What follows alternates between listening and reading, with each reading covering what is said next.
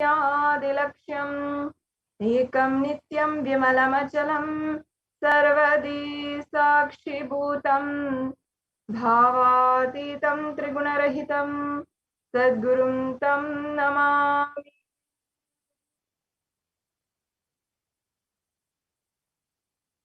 Nithyanandam, I offer my humble obeisance, my humble pranam at the divine lotus feet of the Supreme Pontiff of Hinduism, Jagat Guru Mahasannidhanam, His Divine Holiness, Bhagavan Nithyananda Paramashivam.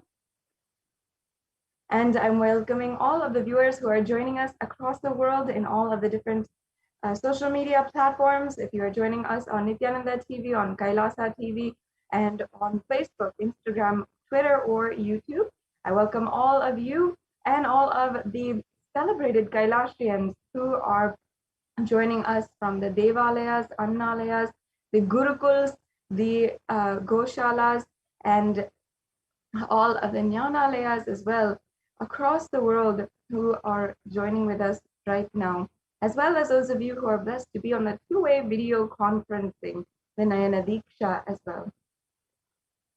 And I welcome each and every one of you who is joining us. Now, I understand that for most of us, especially those of you who are joining in for the first time, tuning in for the first time and just seeing this in your scrolls, you might be thinking that this is just a coincidence, that this is a once-in-a-lifetime interaction. But please understand that this is not a coincidence in your life, but a cosmic intervention. And just because this might be your first time, this is not the first time that divine cosmic beings have come down to planet Earth and interacted with human beings to create the next evolutionary breakthrough. And for time immemorial incarnations, the divine pure consciousness has embodied a form just in order to bring a breakthrough for each and every one of us to go through. And for many of us, that breakthrough might just be in a relationship that we're trying to fix, or we are searching for that breakthrough in wealth, where we are trying to have a breakthrough in wealth and manifest the wealth that we want to have, a comfortable and luxurious lifestyle. Or for many of us, that breakthrough might be in ourselves, in spiritual means, in finding more and more depth and manifesting more and more extraordinary powers. And that is also a type of breakthrough that you might be seeking.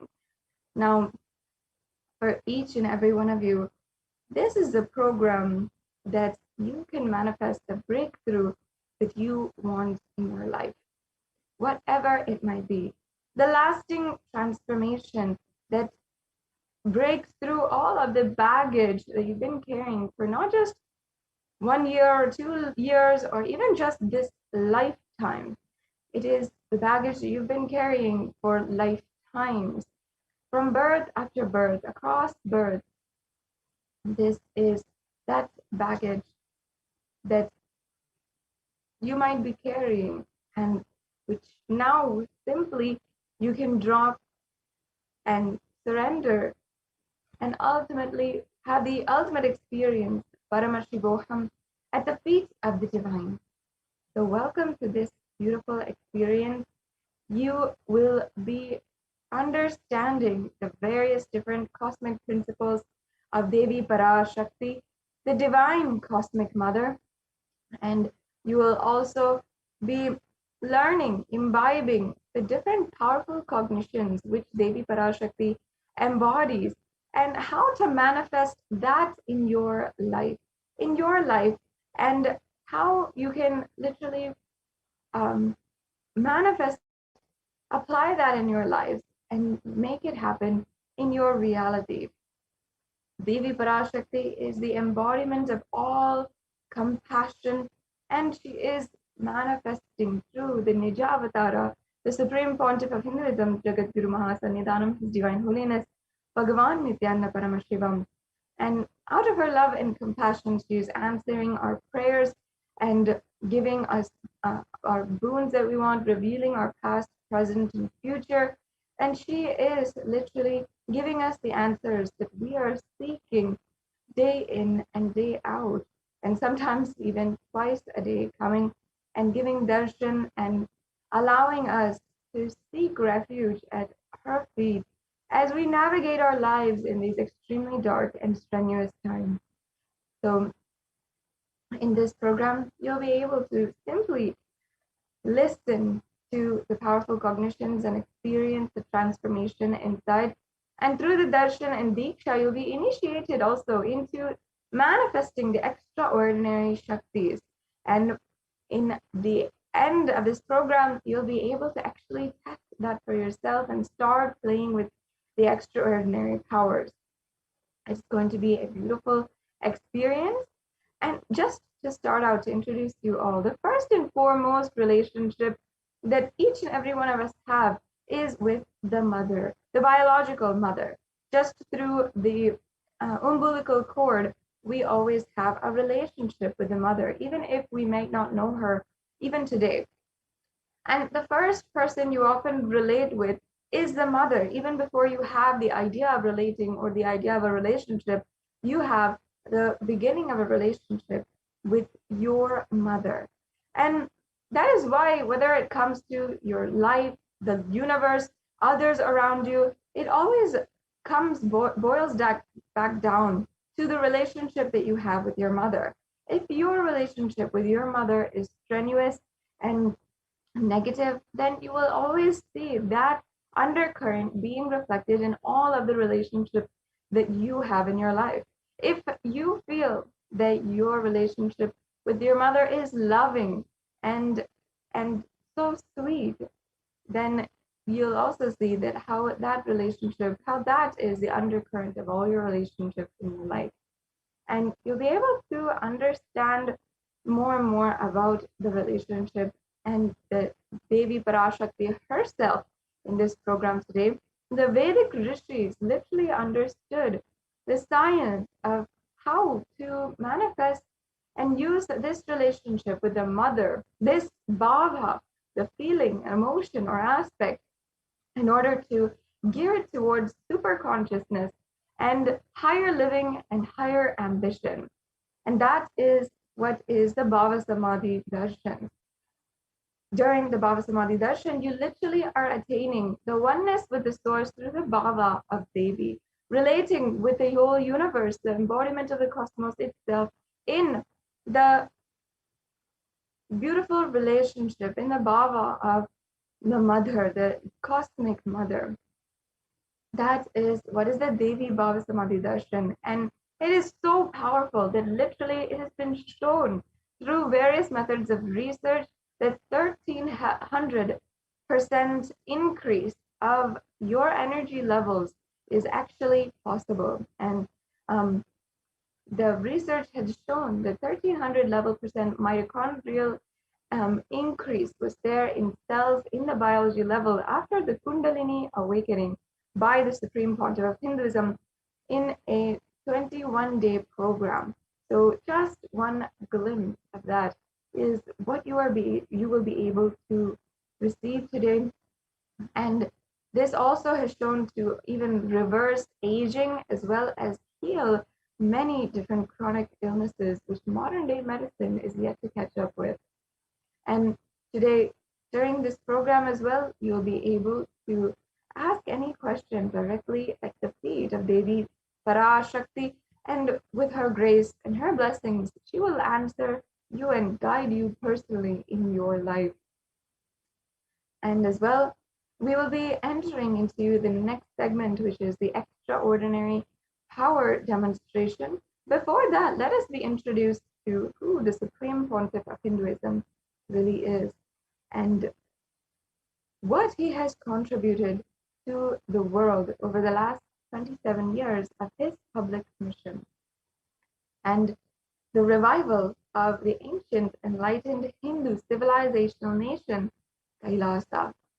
The Supreme Pontiff of Hinduism is the incarnation of Paramashiva, who descended on planet Earth on the 2nd of January 1978 and was recognized immediately and even birthed by the spiritual and enlightened gurus and adepts who were profoundly experts in the field of spiritual sciences, and Hinduism.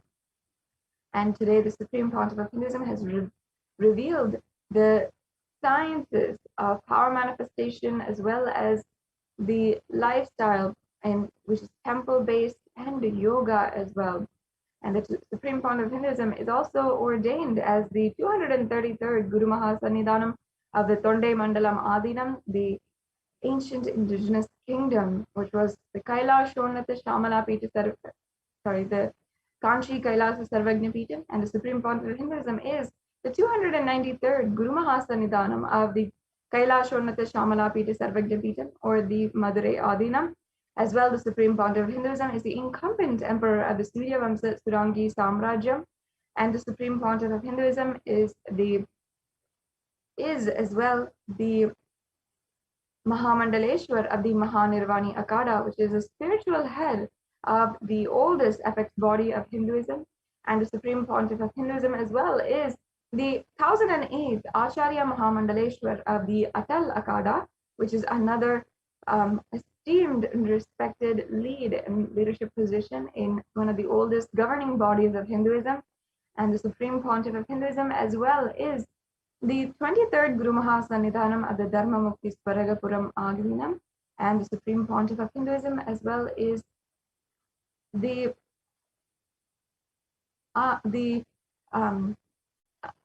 elected as the Supreme Pontiff of Hinduism by a congregation of thousands of Hindu leaders from the global Hindu diaspora.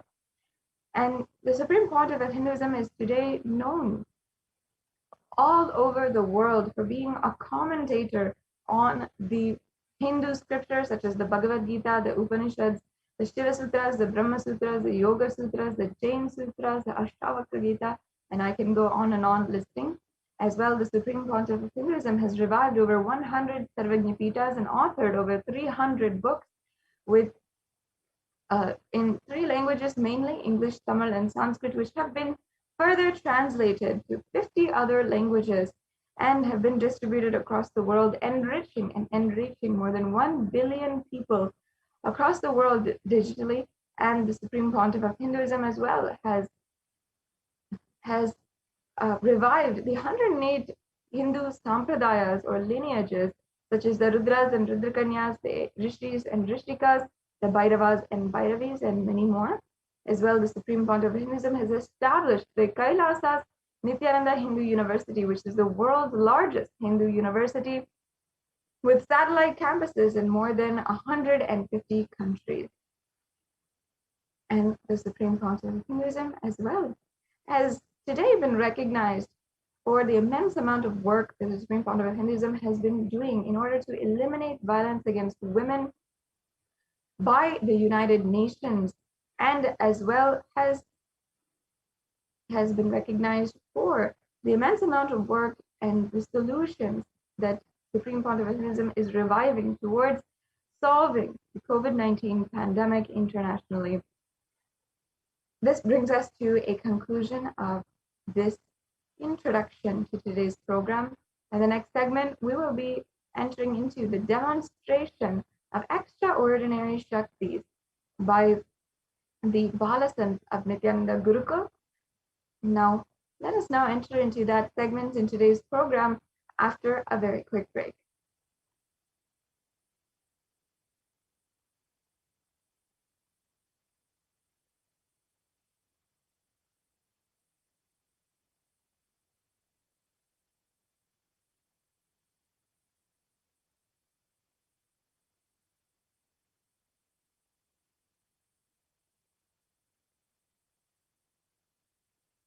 Yes, we have joining with us my Yoga Prana and Ma Kaladara from the Nithyananda Gurukul Balasan, from the Nithyananda Gurukul and Adi Kailasa Sarvagnipitam, and they are Nithyananda Gurukul Balasans. So let us now enter into the demonstration of the extraordinary Shakti.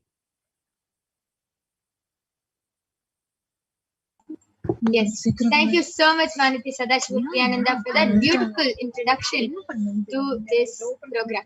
So now you will be witnessing a beautiful segment, which is a segment of power manifestation, where you will be witnessing the powers of Paramashiva, the 463 plus powers of Paramashiva being manifested right in front of your eyes. So before we enter into the power manifestation segment, let us begin with a small introduction to this segment. And today you will be witnessing the two powers. First is the power of the third eye reading, where you will be witnessing the Balasins of Nithyananda Gurukul, scanning and seeing through the cosmic browsing center, which is the third eye, which is located between the brows. Ma Kaladara will be reading through her third eye and will be demonstrating how she is able to see through her third eye just as she sees it with her eyes open.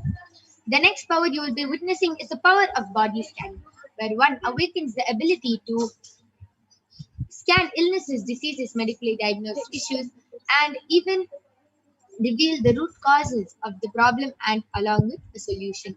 So these are the two extraordinary powers you will be witnessing today, and let us now learn what is the difference between the two types of manifesting powers, Shaktis and Siddhis.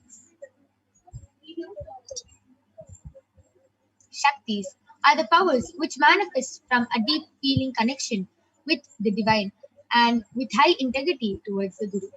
Shaktis are the source of enlightenment.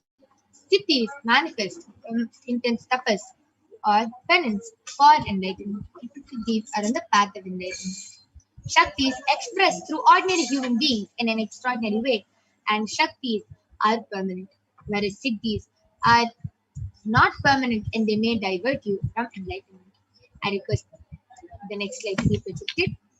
Let us now see who is the source of the whole universe, who is the source of all these Shaktis. Paramashiva is the primordial divinity in Hinduism, the ultimate reality and cause which is self-fulfilling, Swayam Prakasha, all-pervading, unchanging beyond time, space, form, and causality. As the fundamental base of Avyakta, the manifest, and Vyakta, the manifest existence, he performs Panchakritya, or the five causes: creation, sthiti, sovereign rulership and maintenance, samhara, rejuvenation, drobhava, pulling out of delusion, and anugraha, liberating grace to all living entities. And Paramashiva himself has come down in the form of the Supreme Pontiff of Hinduism, Jagat Guru Mahasanidhanam, His Divine Holiness Bhagavan Nithyananda Paramashivam, as the 1008th living incarnation and representation of Paramashiva, and the reviver of Kailasa, the ancient enlightened Hindu civilization and nation, which is the great cosmic bodiless nation. And ever since the beginning of the civilization, the Sanatana Hindu Dharma has been the cradle for enlightened beings and highly advanced sciences, and it is where the science of enlightenment and powers, Shaktis, was lived and taught as a lifestyle. And for the first time in modern day, the SPH, the Supreme Pontiff of Hinduism, is reviving these yogic sciences and transmitting it to the world at a record-breaking, never accomplished before speed. And the Supreme Pontiff of Hinduism was recognized as an avatar at a very young age by the Guru Parampara, by the lineage of enlightened Gurus. So you can see so many of the Gurus, Mata Vivekananda Puri, Pundi Swamigal, Isakki Swamigal, Annamalai Swamigal, Kanchi Paramacharya, Visadi Swamigal, Sri Tiruchi Mahaswami, Yogiraj Yogananda Puri, Tinnai Swami, Sri Sadhu Om, Anga Pradakshina, Annamalai Swamigal, Srinivasa Swamigal, the 230th Guru Mahasannidhanam of the Tondai Mandala Adinam, and Jnananandagiri Swami. So you can see all these enlightened Gurus were the ones who initiated and trained Swamiji to revive these sciences.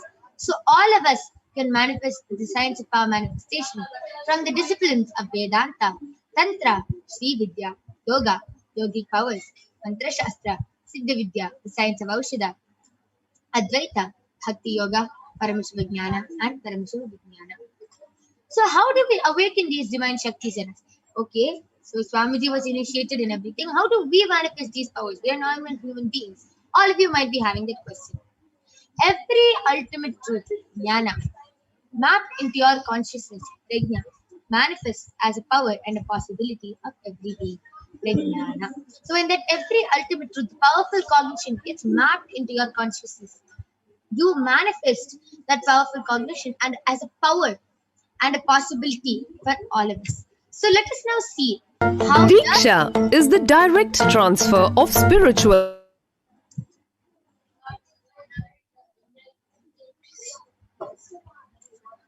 Sorry for the technical glitch.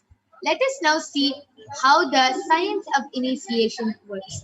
So now, when Swamiji initiates us, just with one mantra, diksha or nayana, that is when all of us get initiated into this power and start manifesting this power.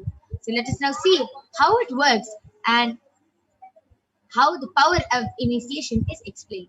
And it will now be played.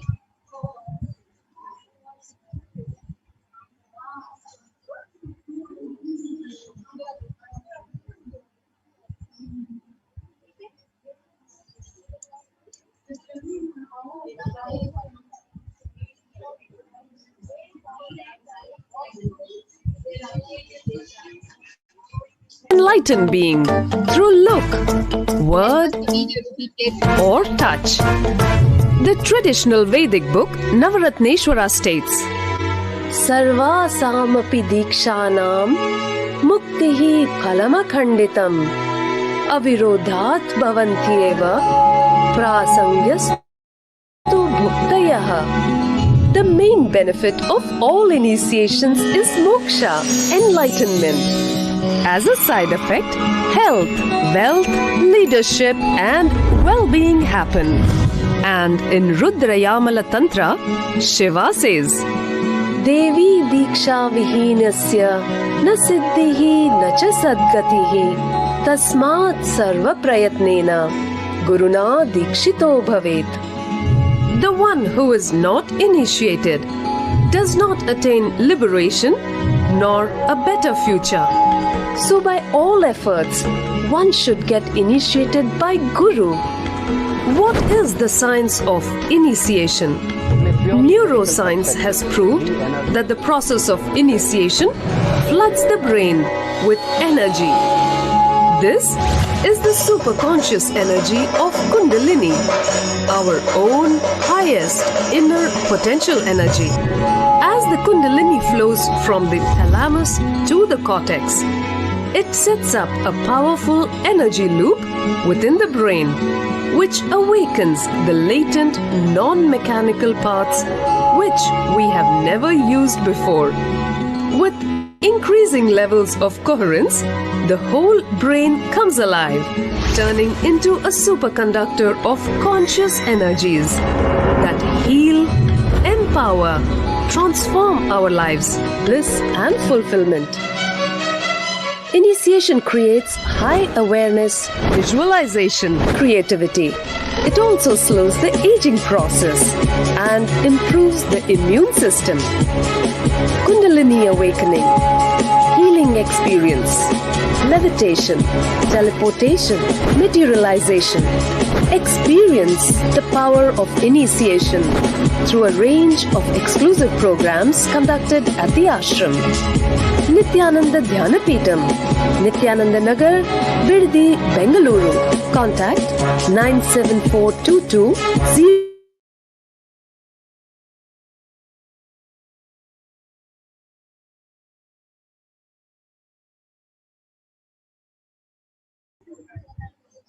Yes. So that was a beautiful video which explained the science of initiation. How, when the master just gives us just through Nayana, by a look, or by a sparsha, a touch, or by a mantra, a word, how the Guru initiates the disciple into this extraordinary power. The science of power manifestation is authenticated through the four aspects of evidences or pramanas. The first is the Shastra Pramana, which are the eternal unchangeable truths revealed in the source book. The next is the Apta Pramana, experiences and results of Aptas or the authorities of Hinduism, the Vedic rishis and scientists who have time tested and verified this science. The third is the Atma Pramana, where Swamiji, His Divine Holiness Bhagavan Nithyananda Paramashivam, shares his experience, the personal experience of Swamiji of power manifestation. Last is the Pratyaksha Pramana, or the empirical evidence from observation and scientific experimentation. So, where do we get all these Shastra Pramanas from? From the Vedas, which is a living applied science. Vedas are the ultimate pure authorities for Hindus. They are the pure science where the ultimate truths are explained. Agamas are the scriptures where the applied technology, the applied science is expanded. Vedas and Agamas, Vedagamas, are given the status of Shruti as they are directly revealed by Paramashiva. They are the ultimate eternal unchangeable truths. And any reference cited from these Shastras or source scriptures is called a Shastra Pramana. So, without further delay, let us get ready to witness this extraordinary demonstration of the power of third eye. Along with me, I have an extraordinary power manifestor, a Balasant of the Nithyananda Gurukul, Manitya Kaladharananda, who is 15 years old, and she is going to be demonstrating this demonstration of the power of third eye, where she will be reading with her eyes blindfolded in front of all of you. Before that, let us enter into the Shastra Pramana, which is the scriptural reference from the Vijnana Bhairava Tantra, Dharana 34.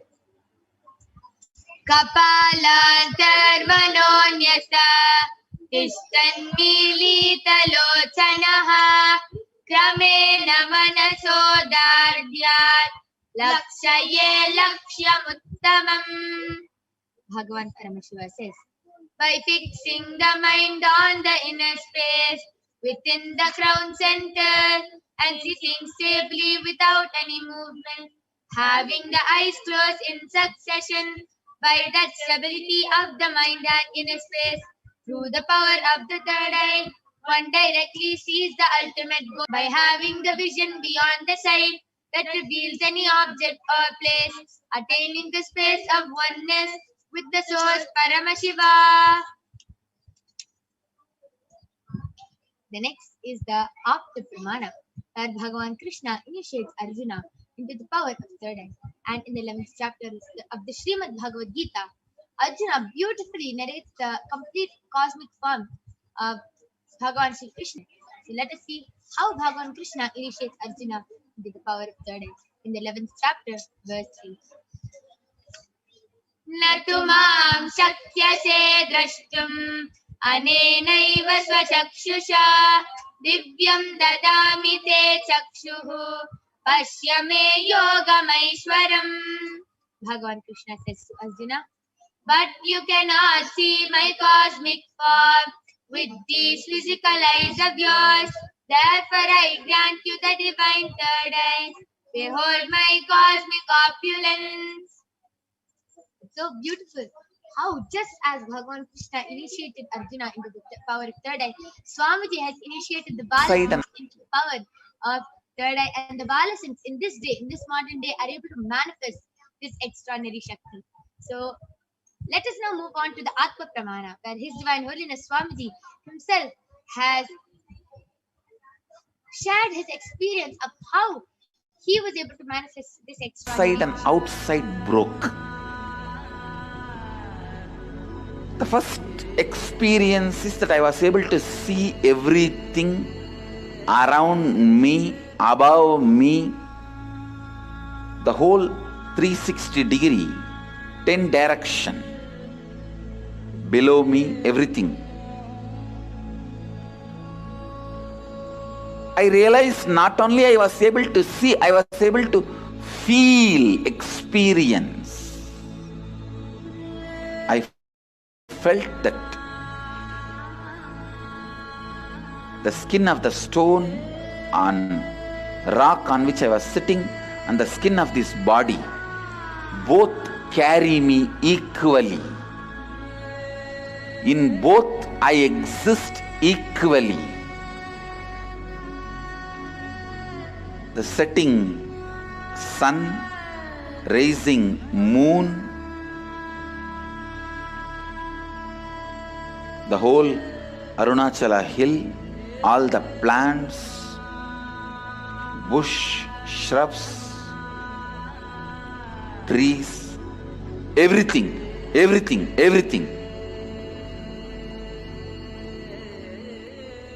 just became so alive. The idea, something is inside,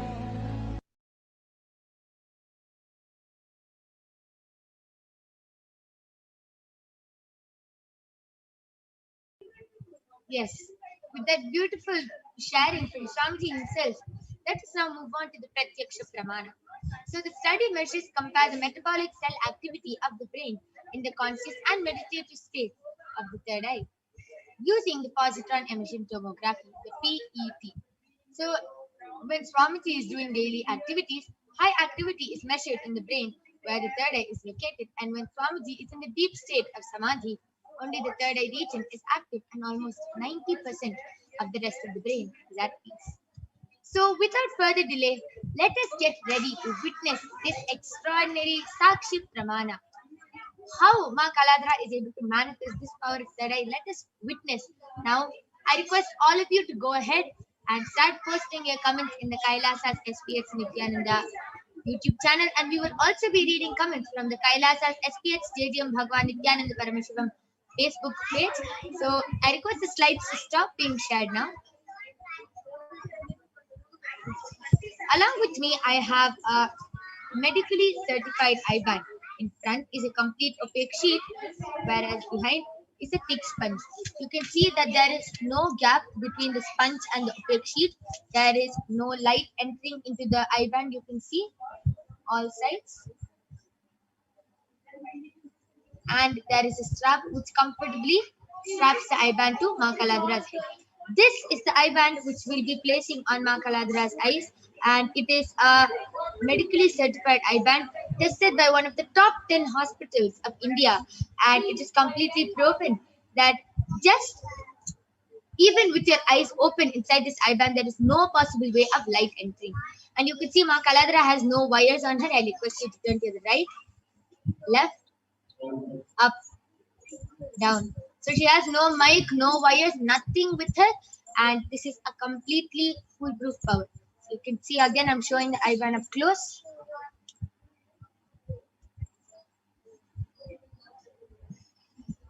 Yes.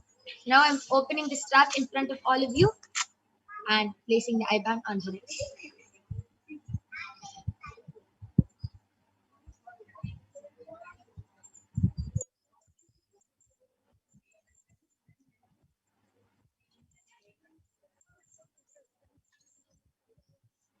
Kaladra, are you comfortable?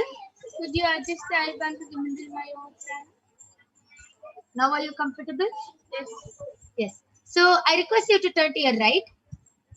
So you can see there's no gap, no wires, no nothing. Left, up.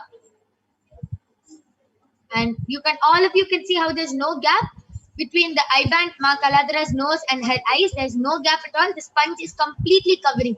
Even if she opens her eyes inside the eyeband, she will not be able to see. And down. So now Ma Kaladra is going to start manifesting this power. I request all of you to please go ahead, post your comments in the Kailasa's SPH Nithyananda YouTube channel.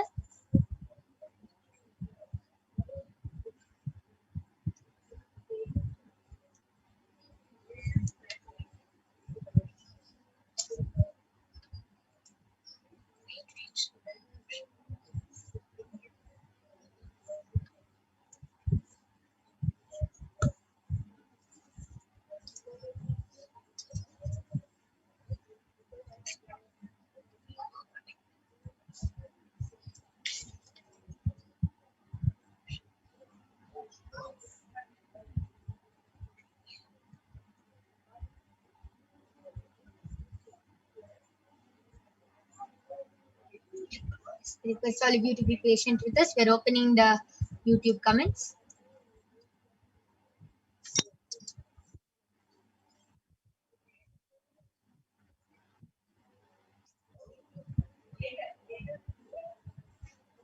Meanwhile, Ma Kaladra, why don't you go ahead and share what you're seeing right now?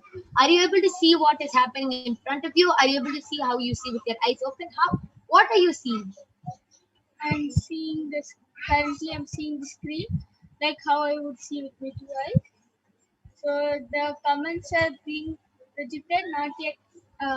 There is no comment yet. Only the YouTube.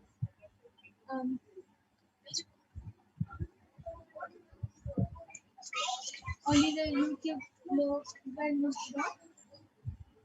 And Ma Kaladra, I request you to speak a little more louder and bolder. yes, so now what is being projected right in front of me is Facebook page, Kailasa's HDH Nithyananda Paramashivam page, and photos are there. 9 pictures are there. First one is Devi Arulak picture.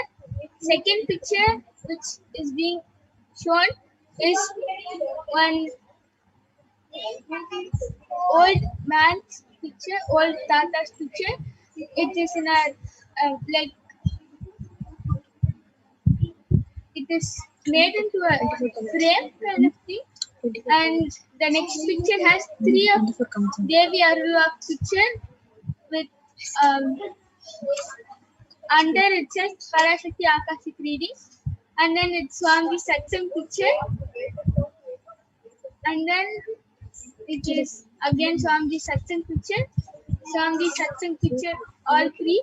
The first 3 is Swami smiling, only his head till here it's shown. The second picture is fully shown, Swami sitting like this with the both Alavatams at the back, one which has Chandra and Surya. The next picture has Swami showing like this with his with the Ganga with the fish, silver fish which is kept on Swami's head being shown, and then the other, and now the comment is projected. So the latest comment is from Anil Kumar Andhra, has posted a clapping emoji with 3 sound coming. Beautiful, amazing. How Ma Kaladara was able to see the details of the picture, was able to see which picture, okay, there are 3 Devi pictures here, and Swamiji is sitting like this with his hand on his knee, and how she is able to be the emojis, comments, pictures, everything she was able to see, amazing. And she actually shared in the starting that she was able to see everything happening in front of her as she sees it with her eyes open. It's very beautiful. Why don't you go ahead and read a few more comments? Yes, FLORENCE top has posted Nithyananda with the flower emoji. In middle it is dark pink. Outside it's like very light pink. And the next comment is also from the same person. FLORENCE top has posted CHUTLES BERRIERE.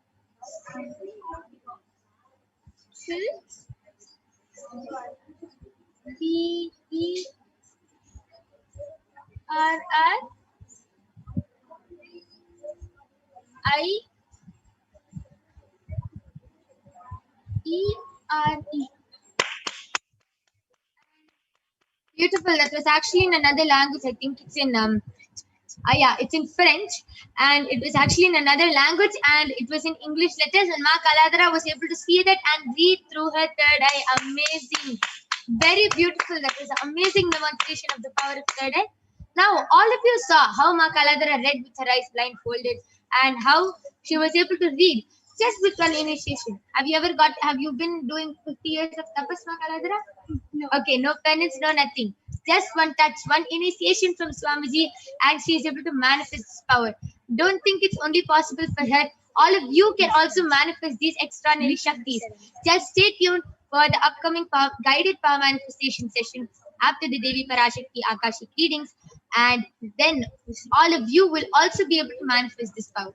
Now I'm going to be removing the icon of Ma Kaladara, and you can see it is the same. There's no difference. And yes, that was a very beautiful demonstration of the power of third eye by Ma Kaladara. But we are not done yet. Stay tuned for the upcoming power, which is the power of body scanning, being manifested by the Balasans and the Nithyananda yogis of Kailasa. So now we'll be entering into the Shastra Pramana, which is also from the Vijnana Bhairava Tantra. Sutra 54. Swadehe jagato vapi सूक्ष्मसूक्ष्मतराणि च तत्त्वानि यानि निलयम् ध्यात्वान्ते व्यज्यते पर भगवान्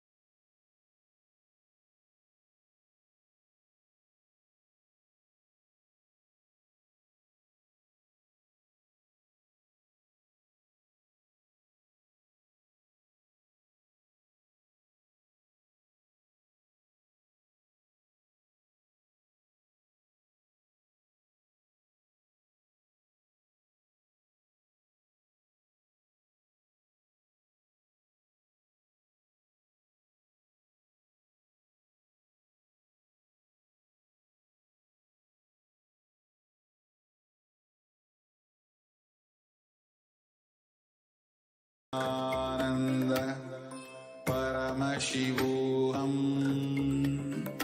Om Nithyananda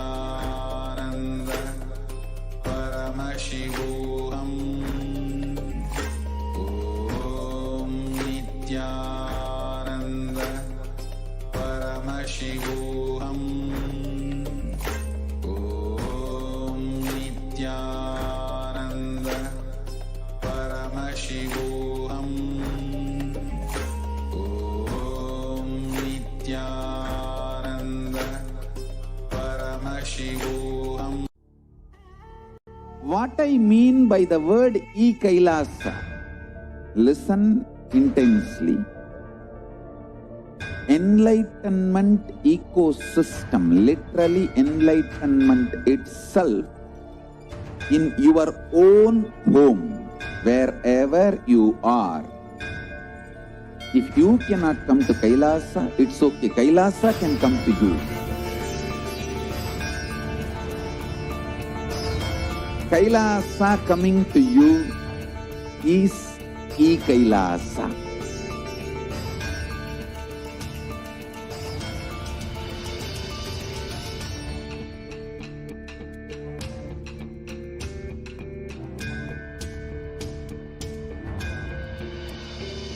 I will revive Hinduism. I am a Hindu revivalist, not by any revolution, but by evolution.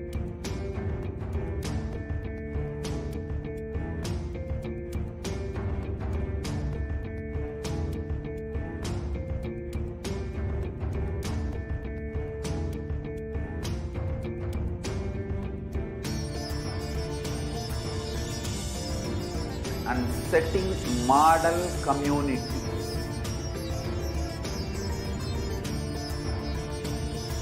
Kailasas, enlightenment ecosystems, Sarvanya Peethas all over the world.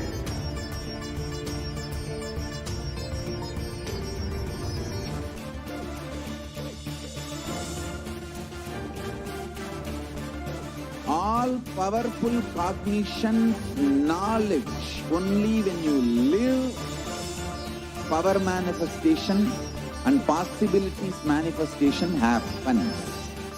It's a fundamental truth.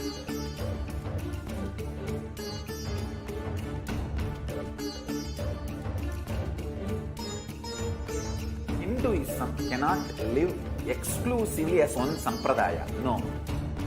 All sampradayas of Hinduism is an ecosystem.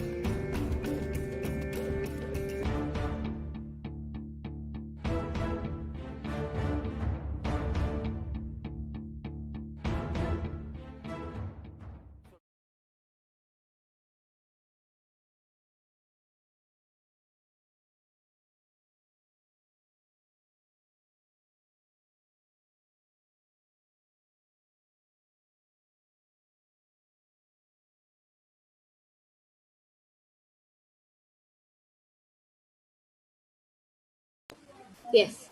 So sorry for the technical glitch. We're back with the Balasans and the Nithyananda Yogis, Manitya Mahavidyananda, Ma Soni, and Manitya Brahmayogananda, who are going to be demonstrating this extraordinary Shakti to all of you. So now I request the YouTube comments to be projected, and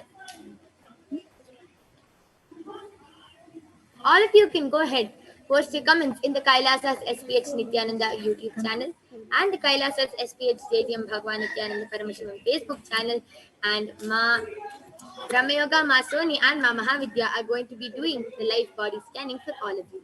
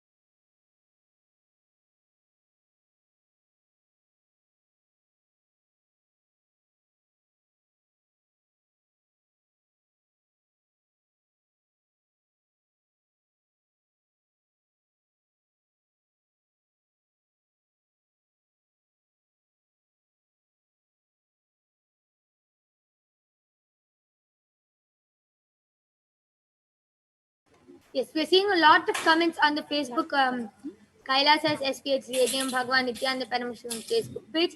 I request all of you to please post your comments.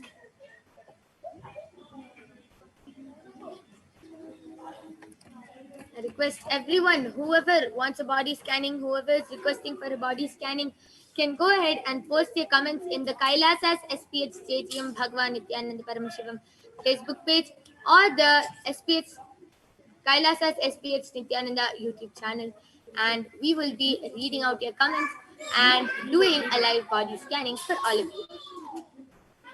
Please go ahead, feel free, post your comments.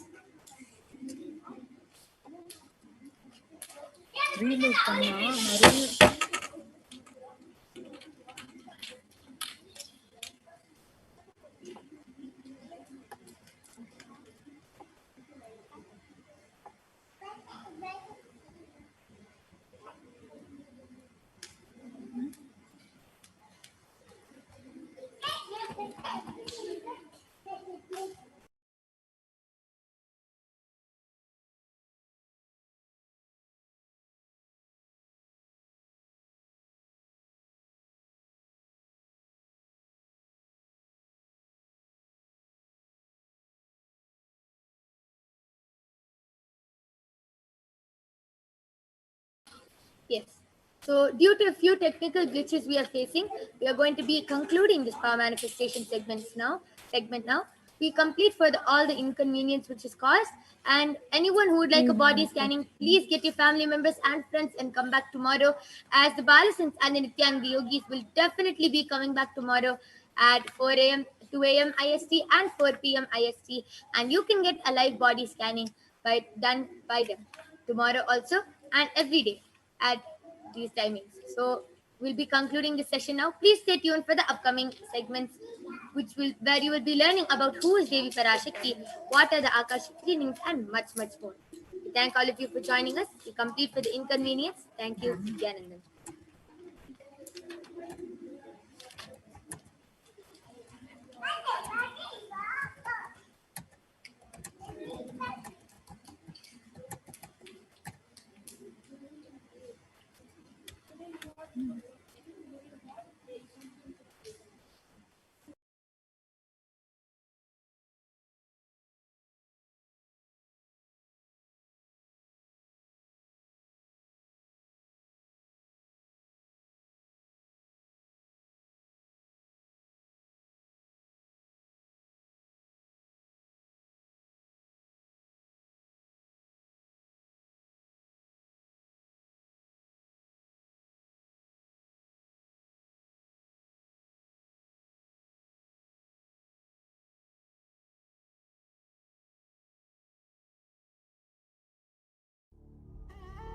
What I mean by the word e-Kailasa, listen intensely. Enlightenment ecosystem, literally enlightenment itself, in your own home, wherever you are. If you cannot come to Kailasa, it's okay. Kailasa can come to you. Kailasa coming to you is e-Kailasa.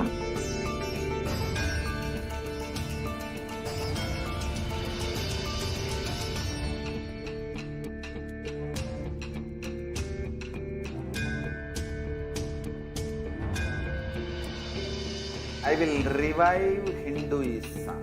I am a Hindu revivalist, not by any revolution, but by evolution.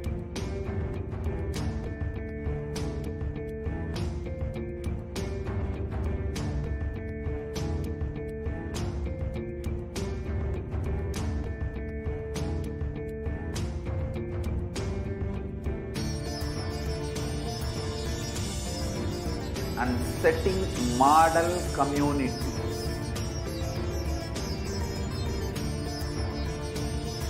Kailasa, enlightenment ecosystems, Sarvanya Pitas all over the world.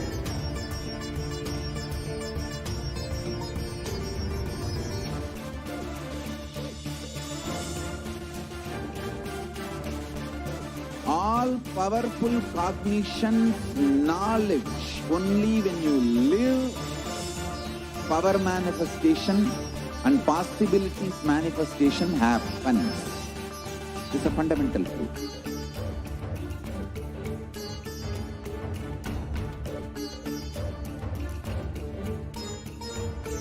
Hinduism cannot live exclusively as one sampradaya. No.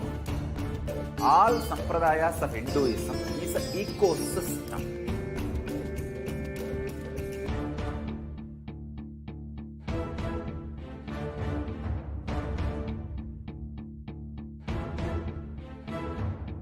So don't keep quiet thinking that if one sampradaya is attacked, only that sampradaya is going to be affected.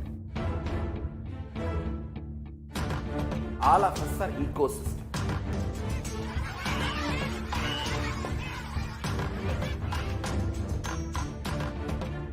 I invite all of you to get involved and enjoy Hinduism by the principle of Dharmo Rakshati Rakshitaha. When you protect Dharma, Dharma protects you. We will make the whole planet flourish spiritually. It will happen the whole planet. We all have to coexist together.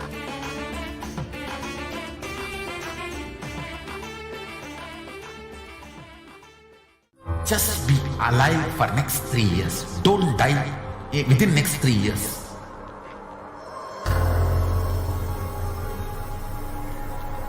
Just don't die within next 3 years. Be alive. Somehow be alive.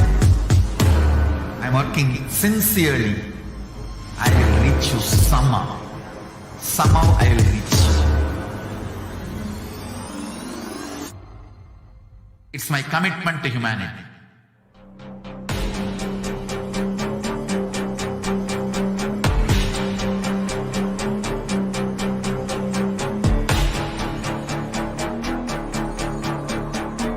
Just don't die within next 3 years. I will reach you wherever you are, whichever corner of the world you may be. I will reach you with enlightenment.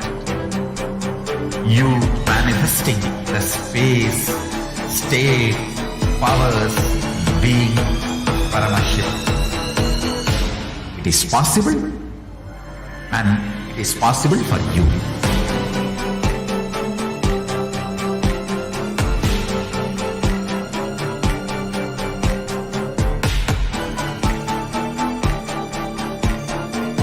Paramashivoham will reach you with enlightenment science. I know he is going to do the job. Just be alive for next 3 years. Nothing else.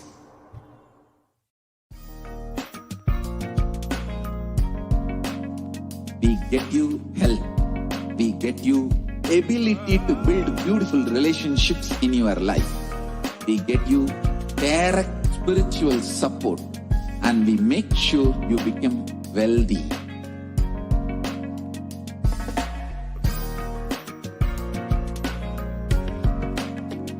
We won't stop giving you just good life. We will literally not stop till you live enlightened life. Manifesting the state of Paramashiva, space of Paramashiva, powers of Paramashiva, being of Paramashiva.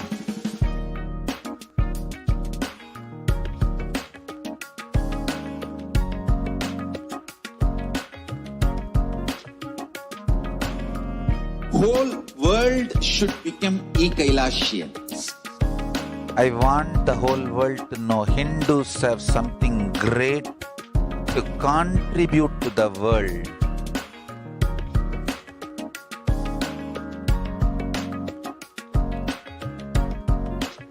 We have something great to contribute to the world. Let us do that.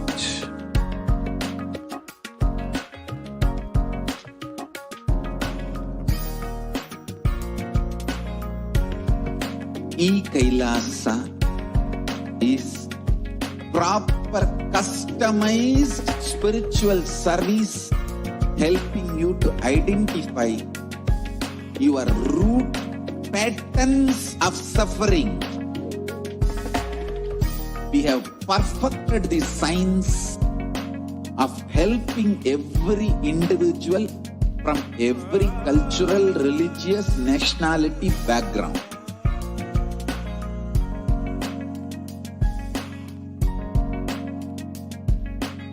You will have lowest reactionary assumptions, highest awakened response, alive response for life continuously.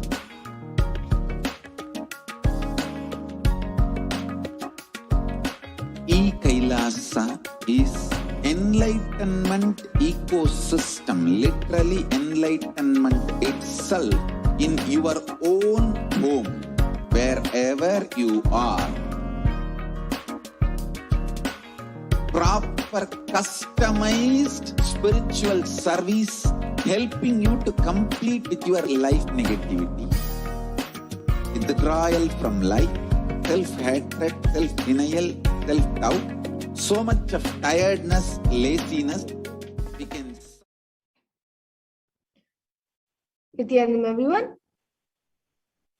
So now we'll be moving to the next segment where we will be learning about divine feminine consciousness, about who is Devi Parashakti.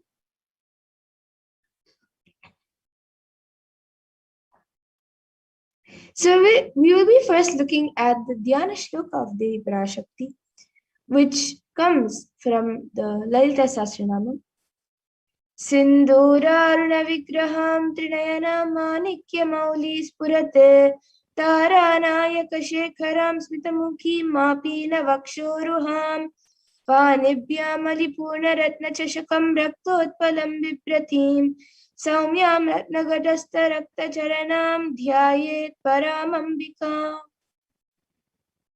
And the translation for this verse says, the Divine Mother is to be meditated upon as shining in a vermilion red body with triple eyes, sporting a crown of rubies studded with the crescent moon, a face all smiles, a splendid bust, one hand holding a jewel cup brimming with meat and the other twirling a red lotus. And then the next verse from the Lalita Sahasranam, Arunam Karunam Tarangatakshim Dritapashankusha Pushpabana Chapam Animati Viravritam Ayukai Rahamityeva Vibhavaye Bhavani. And this translation says, I meditate on the great empress. She is red in color. Her eyes are full of compassion. She holds a noose, the put, the bow, and the flowery arrows in her hands. She is surrounded on all sides by powers such as anima for race, and she is the self within me.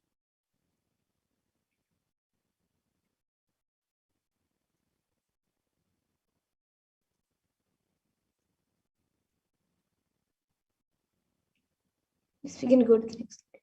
And Devi Parashakti is the ultimate pure divine feminine consciousness. Parashakti is the cosmic mother, and it is her cosmic womb, the Brahmanda Yoni, from which billions and billions of universes come out and go in, and the source where the Big Bang and black holes go on.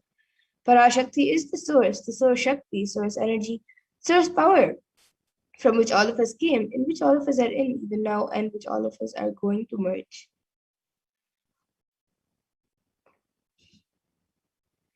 And out of her extreme love and compassion, Parashakti herself is manifesting through the embodied form as the Nijavatara of the Supreme Point of Hinduism, Jagat Guru Mahasannidhanam, His Divine Holiness Bhagavan Nithyananda Paramashivam, gracing us, answering all of our questions, attending to our prayers, giving boons, healing us, revealing our past, present, future, and delivering profound spiritual truths, and ultimately giving us the experience of Paramashivoham itself.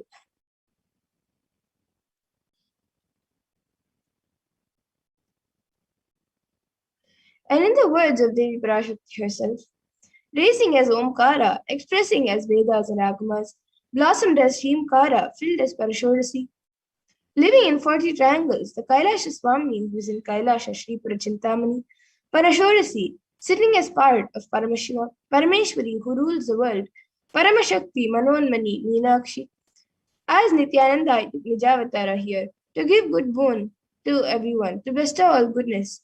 Hiranyagarbha Swarupini, Brahmanda Yoni, Shami, Chandramauli, Rapala, Aparna, Uma, Parvati, Savitri, Navayavana, Samraji Lakshmi, Parameshwari, Parashodasi, Meenakshi, taking the form of Nithyananda, I came here as Nijavatara. With great compassion and blessing. Listen, people, to do good to all of you, I took the form of Nithyananda and came down as Nijavatara. And again, in the words of Devi Parashakti herself, she beautifully says, raising in Omkara, blossoming as Shiva, Shiva manifesting as source of existence, powers of existence, expression of existence. From the oneness of Om, blossoming into two as Prakriti and Purusha, blossoming as three Shaktis, Icha, Kriya, and Jnana, growing as four Vedas, expanding as five Panchabhutas, beyond six chakras, filled as Gotras of seven Rishis, expanding as in eight directions, existing as nine Grahas, blossoming as 10 Indriyas, being as 11 Rudras, creating all the worlds, bringing life to tell and make truth blossom into do good. Parashodasi Meenakshi, in the form of Nithyananda, I came to bless every one of you.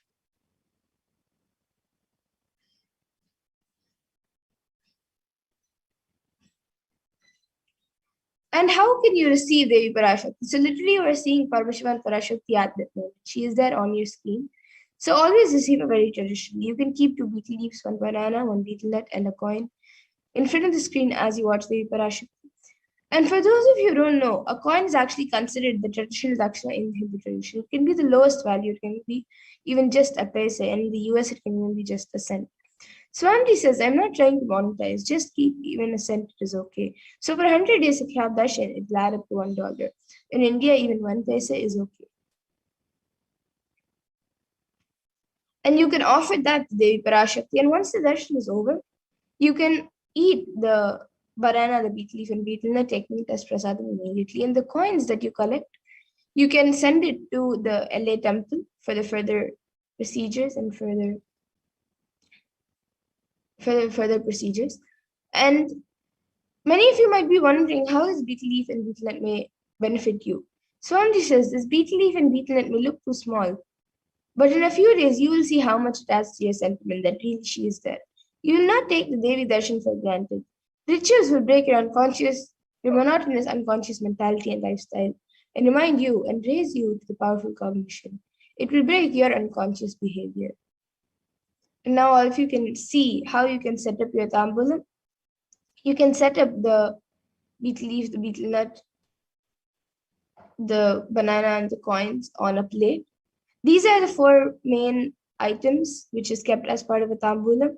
But if you would like, you can even keep some flowers, a coconut, red bangles, kumkum, and other items. But the four basic items is these four items. So you can keep it in a plate and keep it in front of the Parashakti as you watch the darshan. And with this, we come to the conclusion of this segment. And we will be moving on to the further segment, the next segment, where we will be seeing what Devi Parashakti has revealed for humanity and how it is necessary for us to follow. So please stay tuned. We'll be back after a really short break.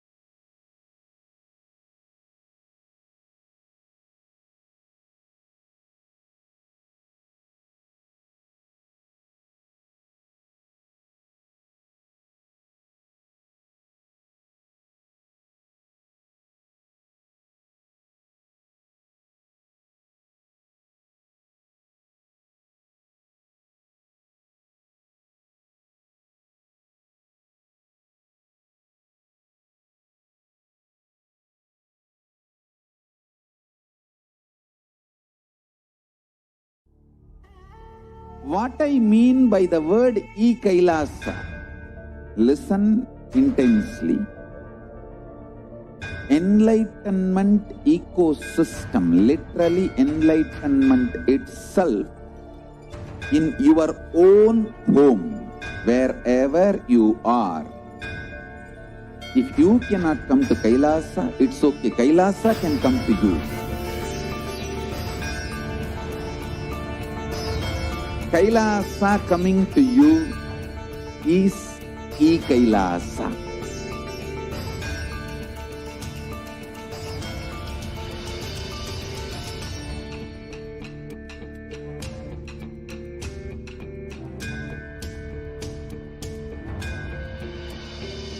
I will revive Hinduism. I am a Hindu revivalist, not by any revolution, but by evolution.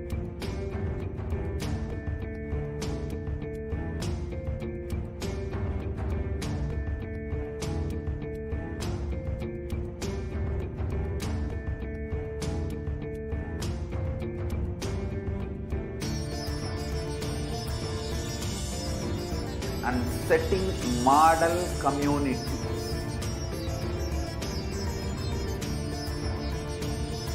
Kailasas, enlightenment ecosystems, Sarvanya Pitas all over the world.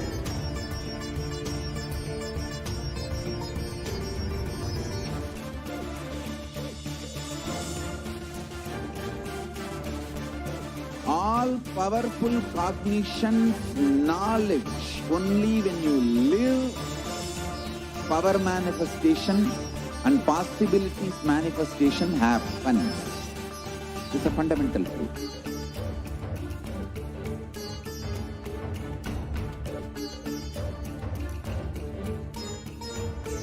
Hinduism cannot live exclusively as one sampradaya.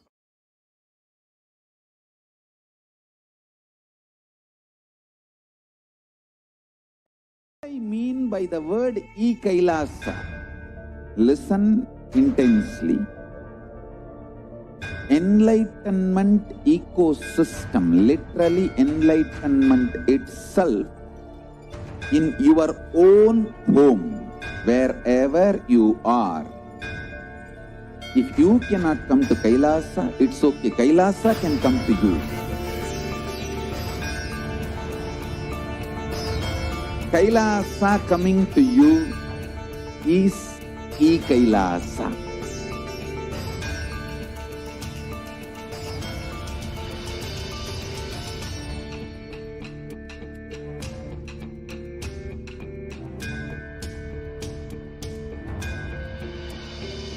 I will revive Hinduism. I am a Hindu revivalist, not by any revolution, but by evolution.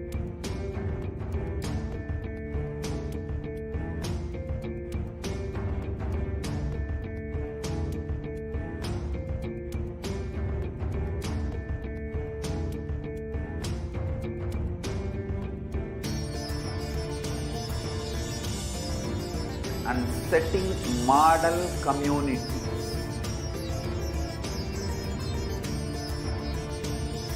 Kailasas, enlightenment ecosystems, Sarvanya Pitas all over the world.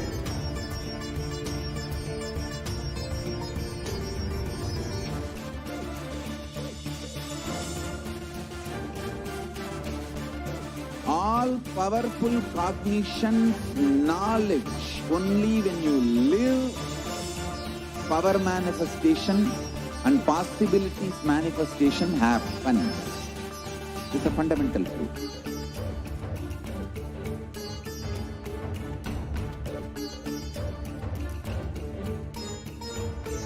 Hinduism cannot live exclusively as one sampradaya. No. All sampradayas of Hinduism is an ecosystem.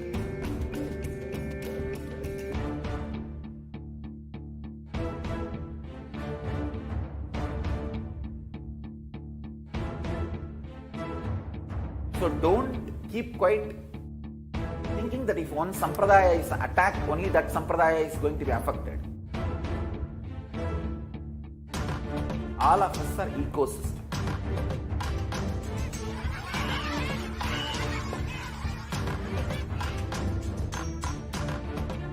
I invite all of you to get involved and enjoy Hinduism by the principle of Dharmo Rakshati Rakshitaha.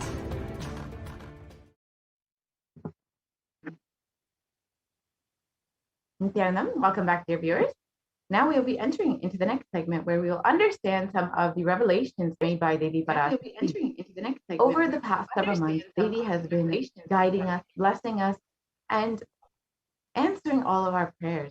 She's been protecting us through this pandemic and making us understand what exactly is happening. So Devi has recently revealed the sacred secrets of Hindu birth. So let us watch that video and understand what the revelations by Devi are.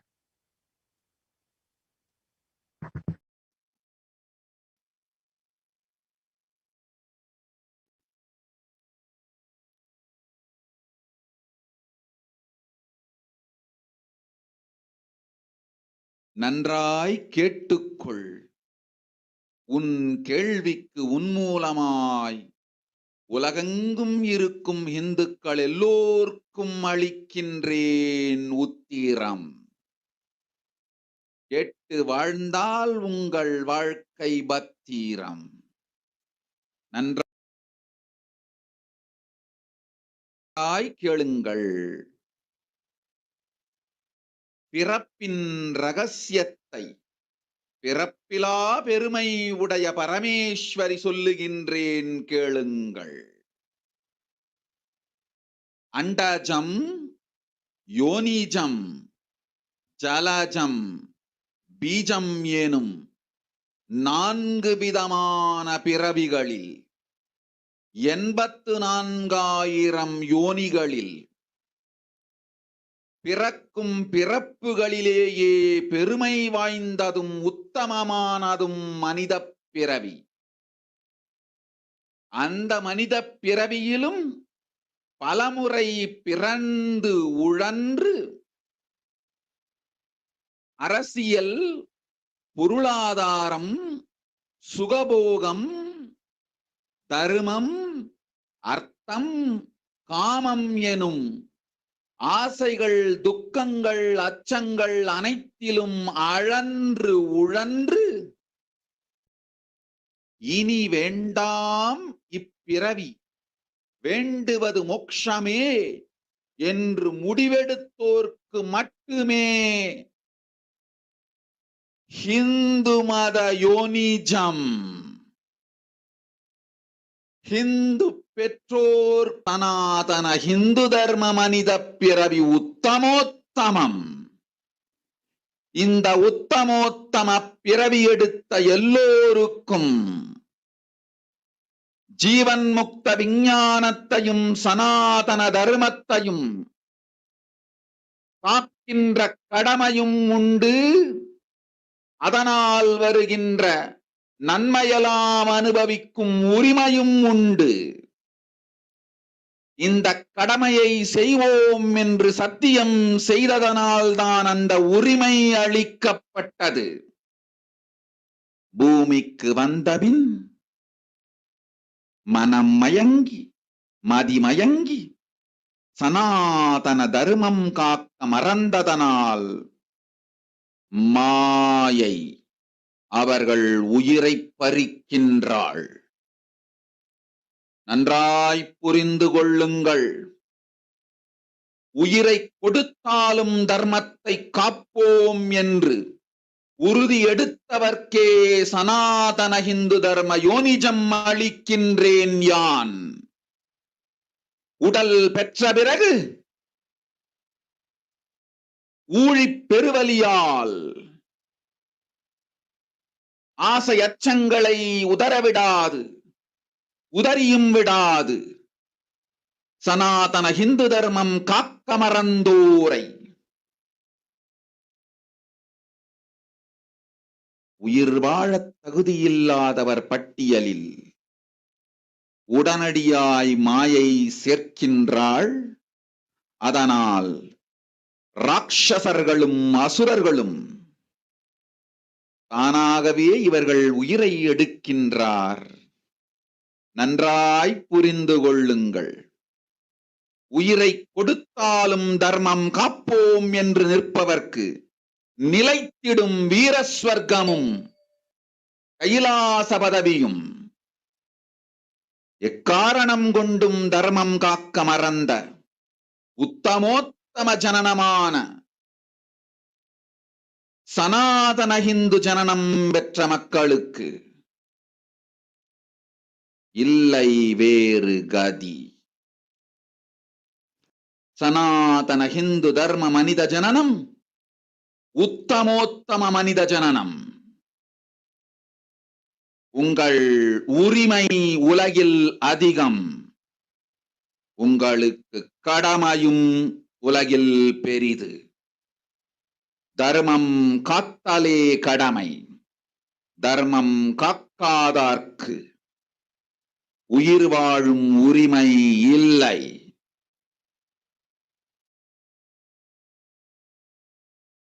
நன்றாய் புரிந்து கொள்ளுங்கள்.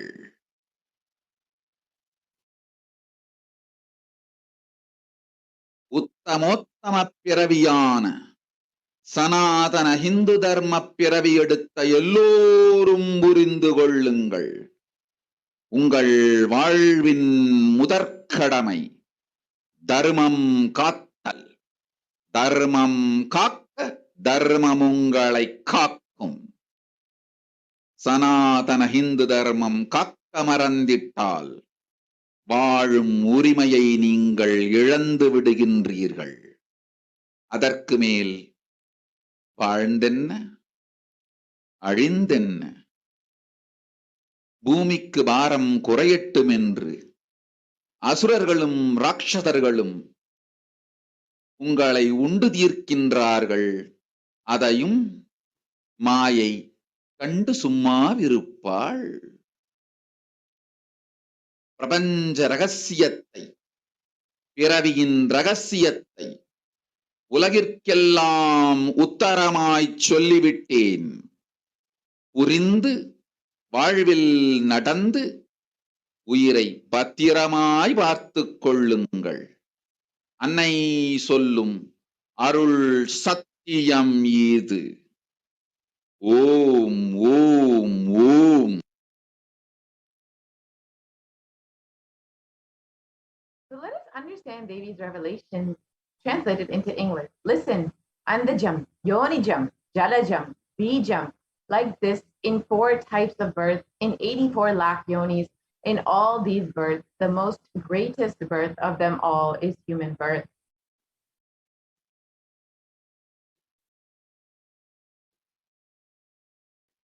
Even in that human birth, being born and toiled many times, after getting burnt and toiled in politics, in finance, in luxuries, in dharma, artha, kama.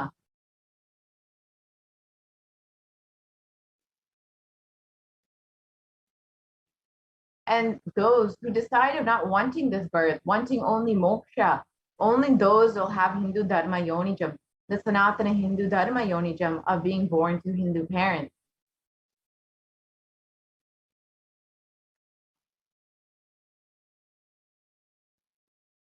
Human birth is Uttamam, the best. Sanatana Hindu Dharma human birth is Uttamottamam, the best of the best.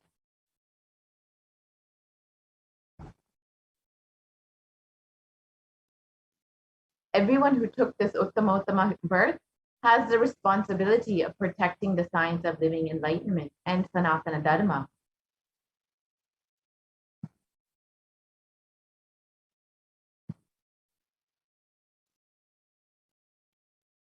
And also, they have the right of experiencing its benefits.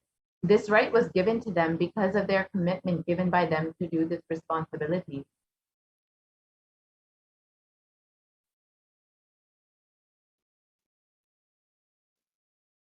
After coming to Bhuloka, by getting mentally deluded and forgetting the Dharma of protecting Sanatana Dharma, Maya, she is taking away all their souls.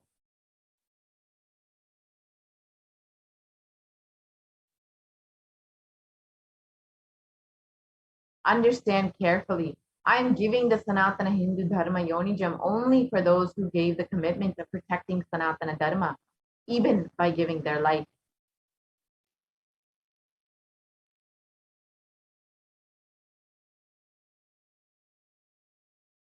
After getting the body because of painful deluge, not dropping fear and greed, for those who forgot to protect Sanatana Hindu Dharma, Maya, she will immediately add them to the list of those who are not worthy of living.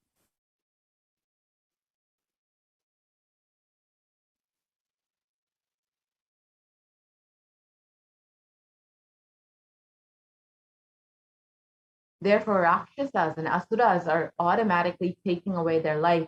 Understand properly, for those who stand that even by giving their life, they will protect Dharma, will permanently have Virasvarga and Kailasa Padavi.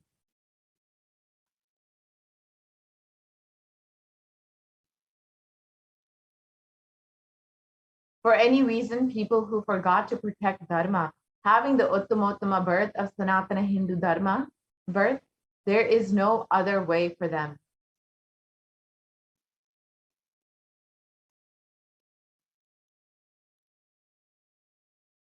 Sanatana Hindu Dharma human birth is Uttamottama human birth. Your rights in this world are immense. Also, your responsibility in this world is large. Protecting Dharma is responsibility.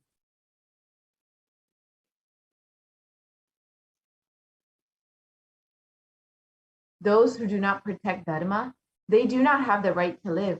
Understand properly all those who took the Uttamottama birth, which is Sanatana Hindu Dharma birth. All of you understand.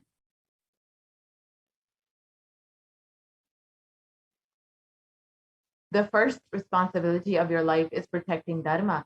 If you protect Dharma, Dharma will protect you. If you forget to protect Dharma, you lose the right of living.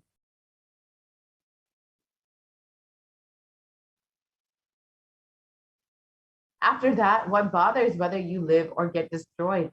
Asuras and Rakshasas will eat you, so that the burden on earth is reduced.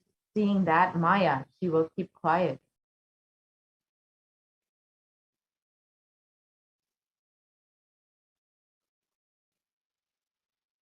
So let us understand, as they revealed, what is the responsibility of Hindus and why we need a Hindu nation.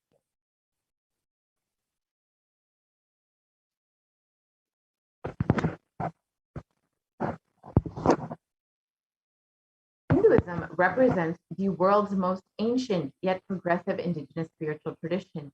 It is an open framework network model of civilization that stands for global peace, vegetarianism, nonviolence, yoga, worship of nature, temple-based living, manifesting spiritual powers, and the inherent divinity of every being.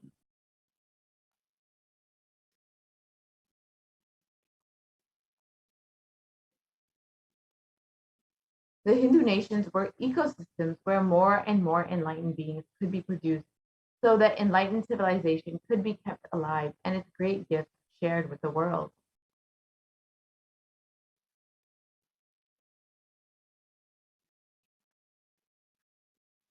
So let us look at some of the references of Hindu nations from our Hindu scriptures.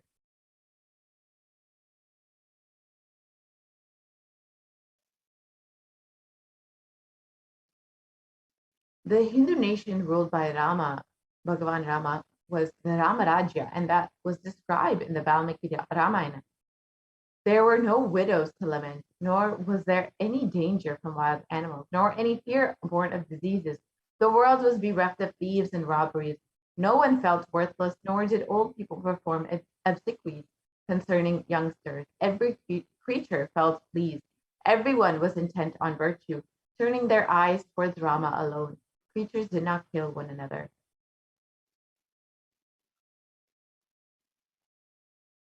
And the description continues. People survived for thousands of years with thousands of their progeny, all free of illness and grief. The trees were bearing flowers and fruits regularly without any injury from pests and insects. The clouds were raining in time, and the wind was delightful to the touch. Every caste was performing their duties, satisfied with their own work and bereft of any greed. People were intent on virtue and lived without without telling lies. All the people were endowed with excellent characteristics. All were engaged with virtue. You can see the prosperity that the Ramarajya, the people of Ramarajya, experienced during during Bhagavan Rama's rule.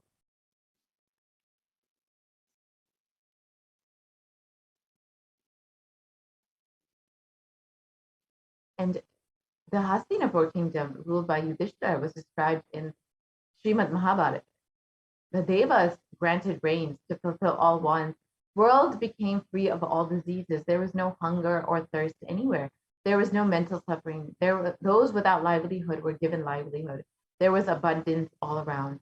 There were no worldly worries left for anyone, and there was no cause for fear either. Happiness on earth was in fact even greater than in the heavens.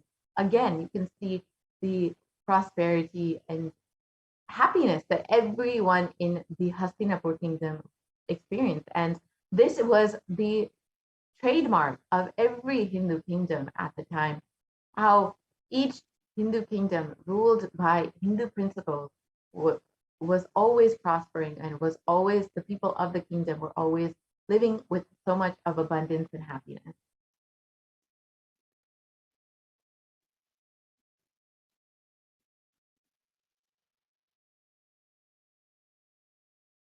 And the Hindu nations contributed so much to humanity in nearly every field, including enlightenment, health, medicine, art, aviation, dance and music, clothes and jewelry, social systems, judicial systems, political systems, legal systems, and many more.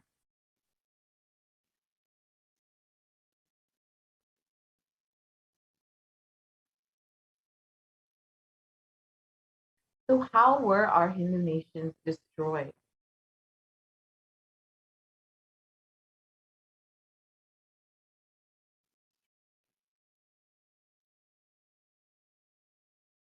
So the first phase of the destruction of our Hindu civilization was the Islamic invasion during 800 to 1700 AD, and this was the physical destruction of the Hindu civilization.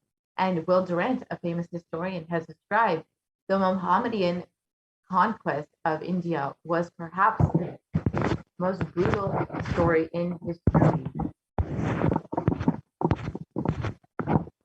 The Islamic historians and scholars have recorded with great glee and pride the slaughters of Hindus, forced conversions, abduction of Hindu women and children, and to slave markets, and the destruction of temples carried out by the warriors of Islam during 800 to 1700 AD. Millions of Hindus were converted to Islam by sword during this period, and millions more were raped and murdered and dismembered.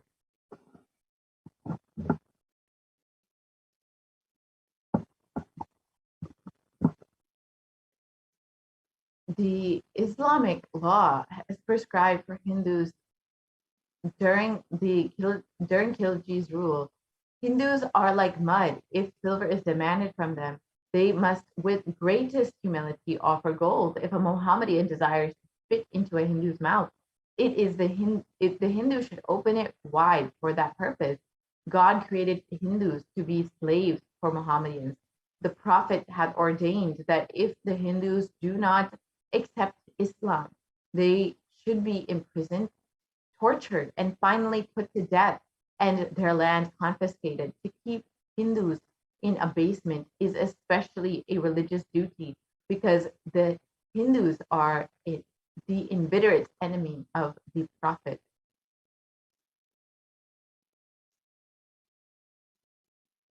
You can see that the Islamic invasion was one of the most barbaric and brutal conquests in history, and how brutally savage they were towards the Hindus. During this time, nearly 200 million Hindus died due to Islamic invaders, and over 100,000 temples were destroyed, and over 1 million deities and sculptures were destroyed. And the conquest was described. The conquering armies burnt villages, devastated the land, plundered people's wealth, took Brahmins and children and women of all classes captive, flagged them with thongs of hide, carried a moving prison with them, and converted the prisoners into obsequious Turks.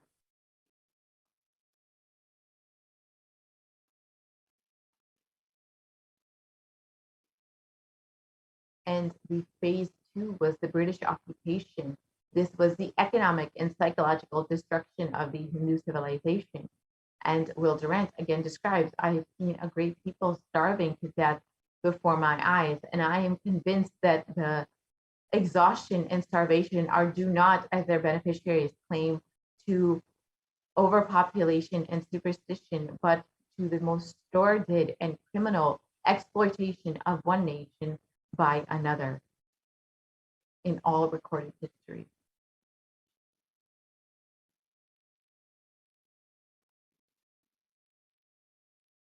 And during this time, during the British occupation, the British Empire used all possible means to destroy the Hindu civil and cultural institutions in order to delegitimize and demoralize the indigenous people of India so that they would become slaves in their own homeland. And this included discriminatory laws against Hindus to make them feel inferior, engineered famines to starve them into submission, annexing the Hindu, abolishing Hindu rule, mistranslating Hindu scriptures, destroying the indigenous Gurukul system, and banning Hindus from owning or producing firearms, and destroying local industries and forcing importation of British goods.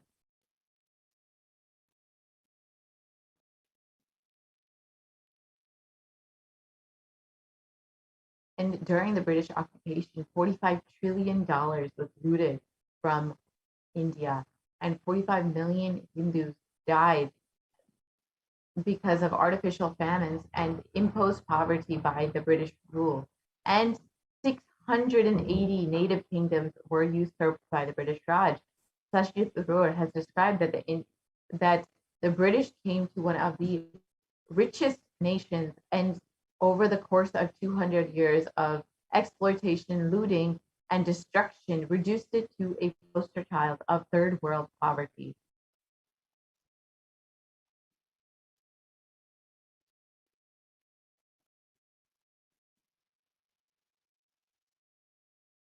And the phase three of the destruction of the Hindu civilization was the secular India, which was after independence from 1947 till current day.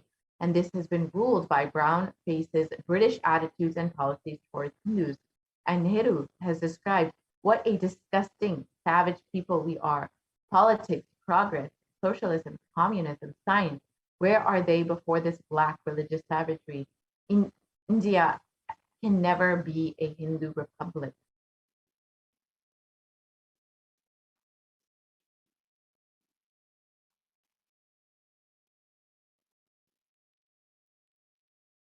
And the first law minister of India and the principal architect of the Indian Constitution has described, if Hindu Raj does become a fact, it will no doubt be the greatest calamity for this country. No matter what the Hindus say, Hinduism is a menace to liberty, equality, and fraternity. It is incompatible with democracy. Hindu Raj must be prevented at any cost. You can see that leaders of the free nation of India were completely against Hinduism and had the most negative perspective of Hinduism and Hinduism itself.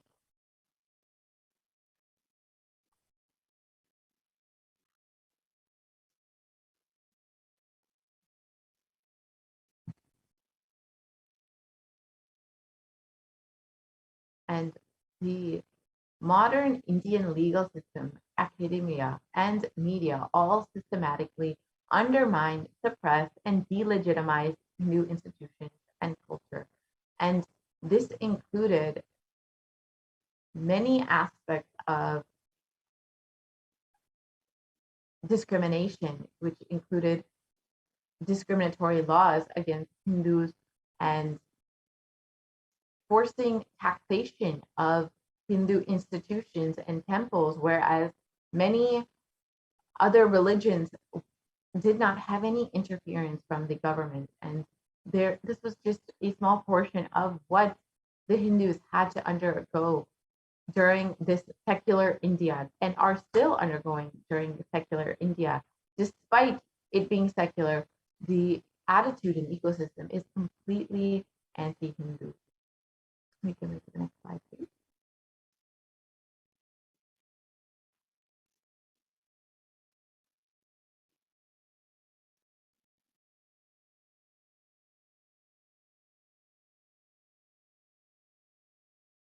And media narratives were also used to stereotype and demoralize Hindus. You can see some of the examples of how Hindus were portrayed in the media as jokers, as sex fiends, and completely disrespecting the Hindu gods and goddesses.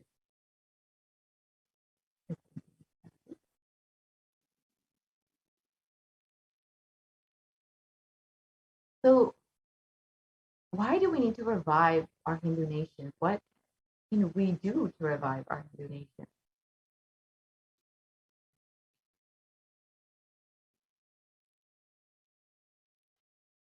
So the Supreme Council of Hinduism has described the vision for the Hindu civilization, and he has stated during the time of Mahabharata, we Hindus had 56 deshas, 200 states, 1,700 samsthanas, and 10,000 sampradayas. In all 56, we Hindus are persecuted. Now we have lost all 56. The last one to fall was Nepal. I am the collective voice of all the persecuted Hindus. I will revive and rebuild a Hindu nation built on the Vedagamic principles as a refuge for all practicing and aspiring Hindus, as a safe haven for all the persecuted Hindus.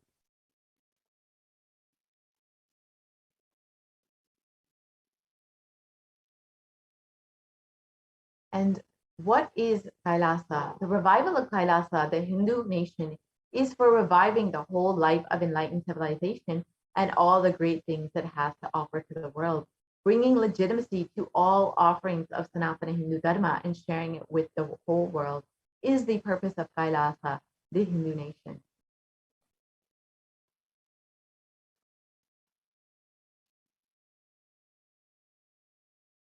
And Kailasa is the revival of the cosmic constitution and is the model nation of how enlightened civilization should be living and administered.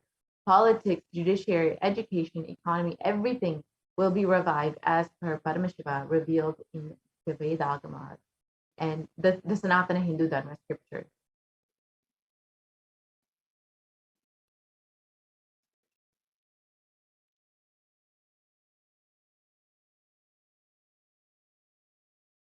Hinduism represents the most persecuted civilization. Hinduism is on the brink of extinction, such that the next generation may only hear about Hinduism through textbooks.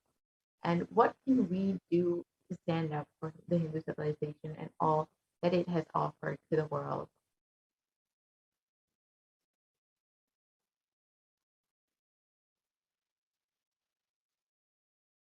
Hinduism is a political orphan right now. The preservation and restoration of Hinduism's spiritual and cultural heritage is nearly impossible without a national identity.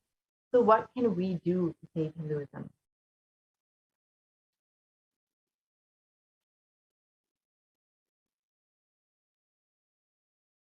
Let us reclaim our Hindu identity.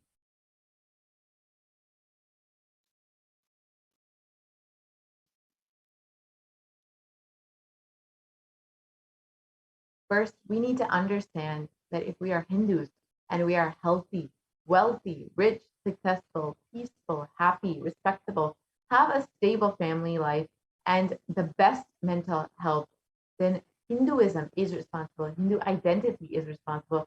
Our Hindu scriptures are responsible. It is the Hindu scriptures which gave us the best mental setup, all the best things we have. We Hindus have to attribute them to our Hindu scriptures.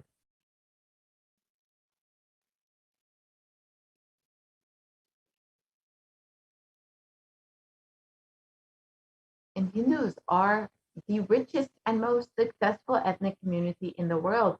Hindu scriptures, Hindu lifestyle, our enlightened masters, are responsible for this. Hindu thought currents are responsible for this. And here you can just see a report in the Hindustan Times, which shows that Hindus are the most educated religious group in the US. And this was reported by a Pew study.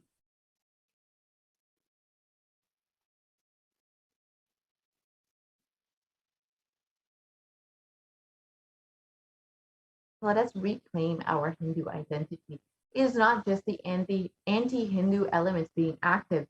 It is the responsible Hindus being inactive, which is responsible for this whole destruction of Hinduism. Let us now take responsibility for Hinduism and let all the Hindus all over the world reclaim our Hindu identity.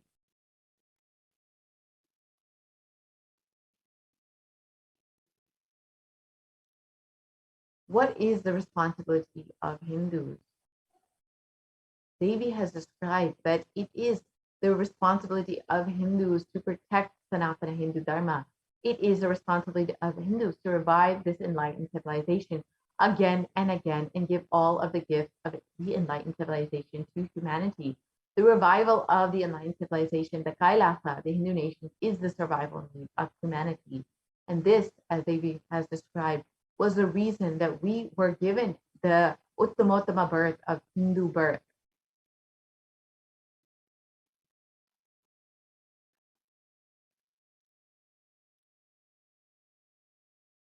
So this is an invitation to all of the Hindus, the born Hindus, the practicing Hindus, those who are sympathetic towards Hinduism, those who are curious about Hinduism, and those who want to explore and enjoy Hinduism.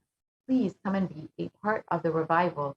You can sign up today to become an e-citizen and avail all of the benefits of being a Hindu, of being a part of Kailasa by visiting kailasa.org and sign up to be an e-citizen today. Now, let us watch what the Supreme Pontiff of Hinduism himself has revealed about the Hindu nation and why we need a Hindu nation, why we need Kailasa.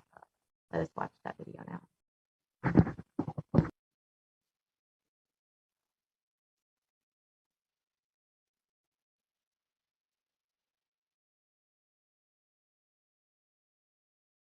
Contribution. Hinduism, Veda Agamas have great things to contribute to the world. Like the great power manifestation science, the ancient culture and arts, the ancient lifestyle truths, the ancient medical practices and medicinal knowledge, the ancient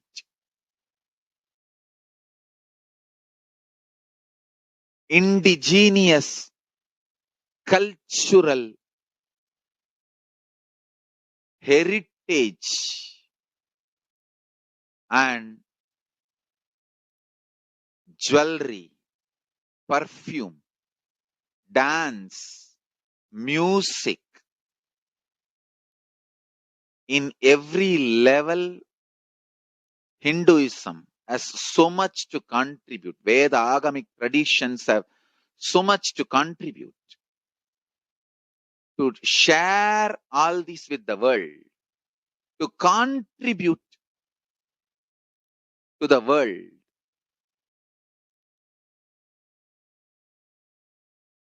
Hindus need to tell the world what they are contributing in every level. The brand of Hinduism itself is enriching and empowering and enlightening. Hinduism is all about enlightening the world, empowering, enlightening, enriching the world, contributing.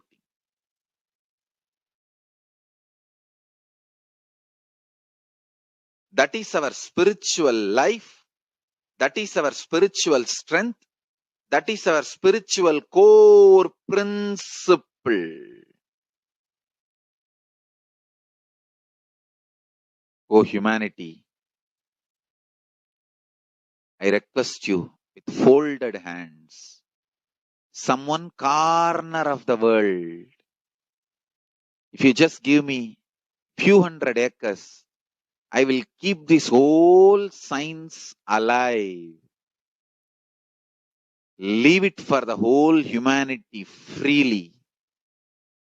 Fortunately, Paramashiva has given me the power to decode all this Hindu medicinal system, Hindu judiciary system, Hindu social law and order system, Hindu power manifestation system, Hindu mental sciences system, Hindu yogic sciences, the sciences of Hindu biology, Hindu physics, Hindu psychology, Hindu physiology, Hindu chemistry, all this Paramashiva has given me the power to decode.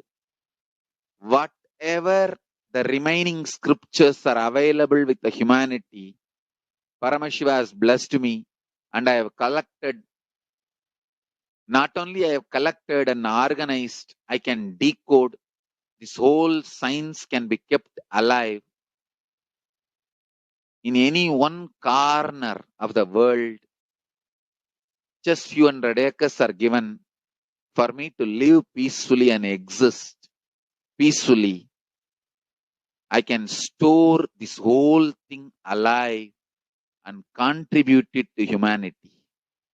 Humanity can become better and better and better. I can make the planet Earth so much better place to live. I am here to contribute, and I will continue to contribute. Collected all the remaining available scriptures, maybe 2 crore books.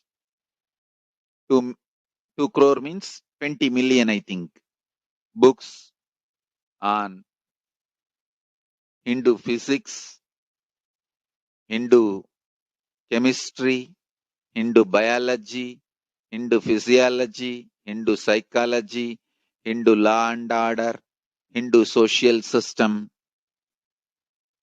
the power manifestation sciences of Hinduism, yogic sciences of Hinduism. I have collected, and Paramashiva has given me the blessings and power to decode. I have decoded and continuing to decode them.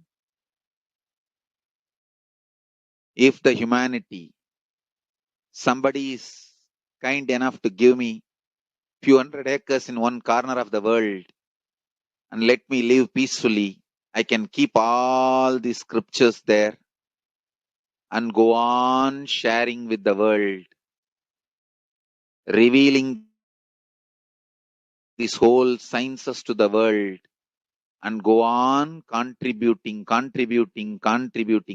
I don't need anything other than one cup of curd rice every day. That's all. A cup of curd rice per day over. I can go on be giving this to the world. I can add to the world. I can make the world better place to live. That's all I have to say.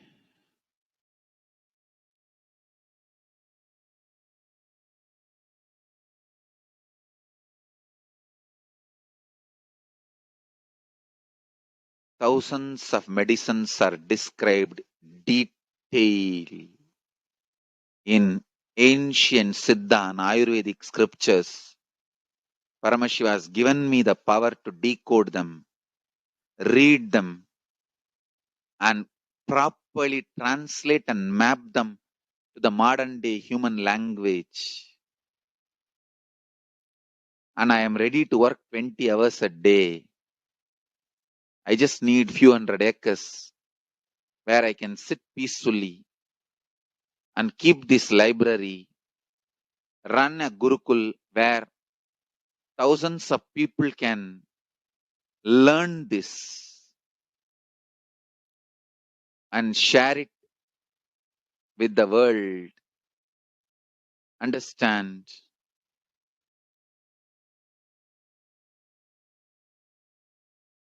I am only interested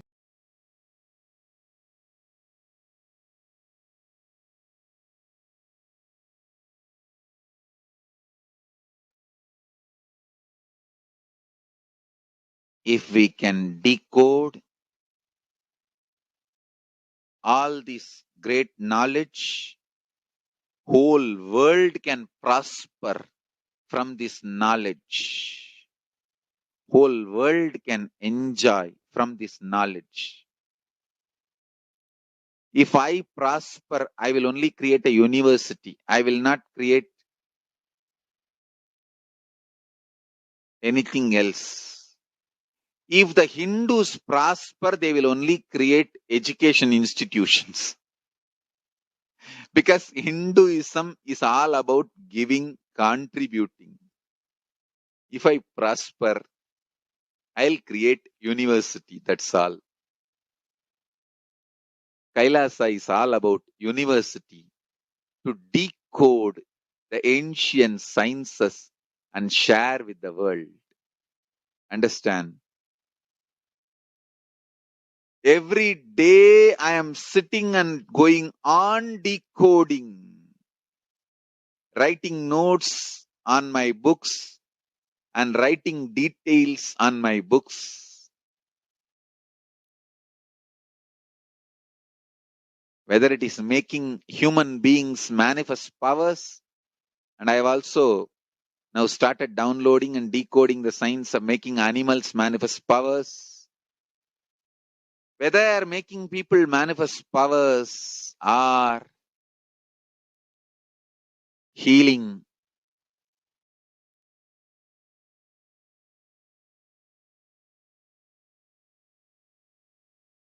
in every level, life is all about contribution, contribution, contribution.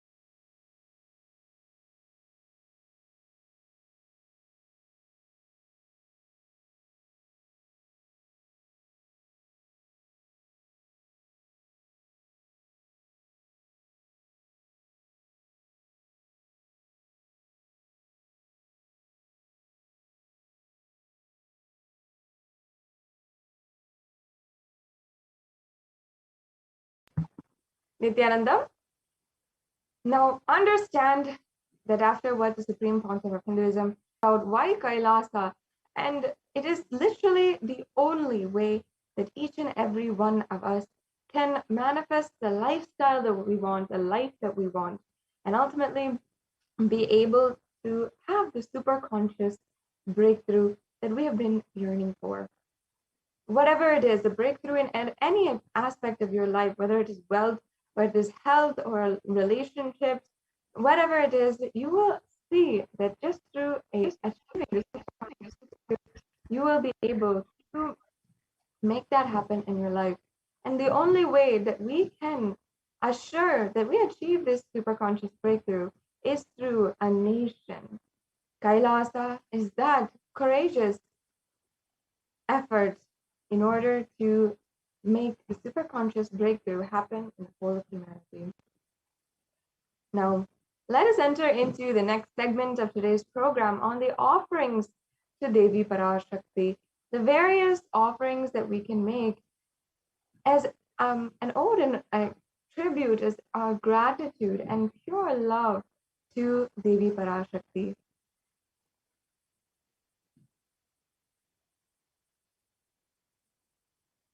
Now, in the Hindu tradition, every single Hindu knows that for our birthdays and for our anniversaries, as well as when we are starting a new venture, we're starting a new business, or when we're starting school for the first time, or as well when we're starting, when we are even buying a new car or buying a new home, every single thing starts with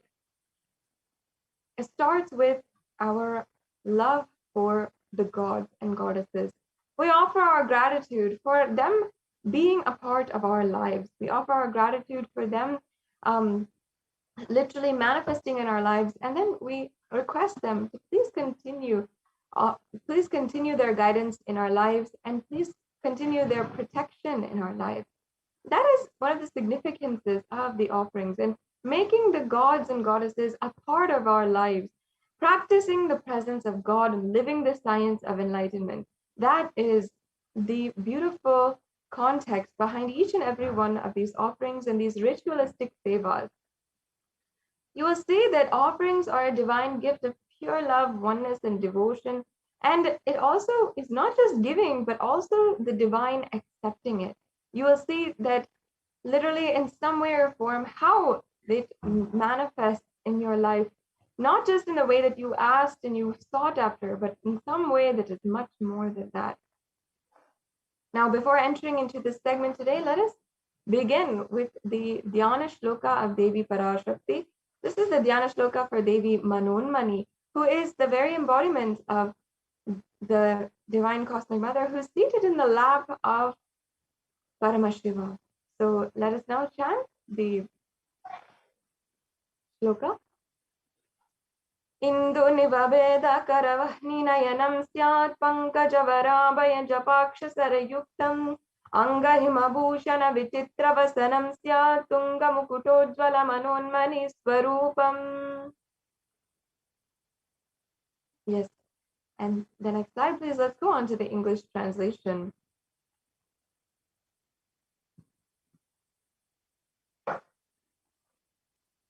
It says, moon-like face, holding the Vedas on hand and fire in eyes, with lotus flower gracing and blessing hands, and one hand with the japamala, beautifully decorated with jeweled ornaments.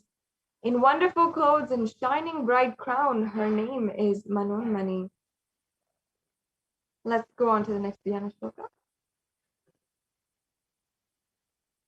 Understand that each and every one of these Dhyana Shlokas is literally invoking the presence of Devi Parashakti and describing her most splendid form, most beautiful form, which literally invokes that visualization of Devi Parashakti inside of us.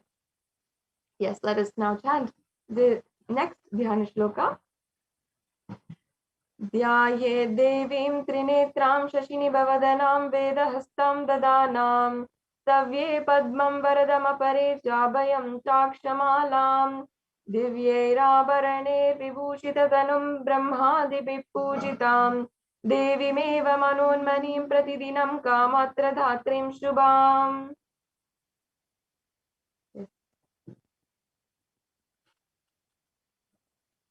And the English translation.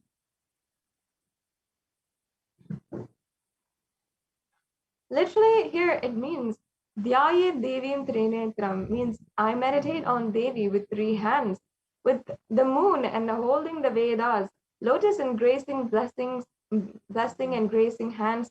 She is wearing the beautiful ornaments, and she is worshipped by Brahma and other many gods and worship and showers auspicious boons for all actions every day.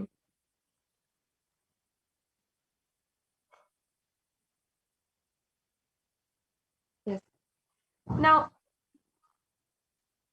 let us enter into, having thus invoked the divine presence of Devi Parashakti herself, let's now enter into the significance of the divine element gold.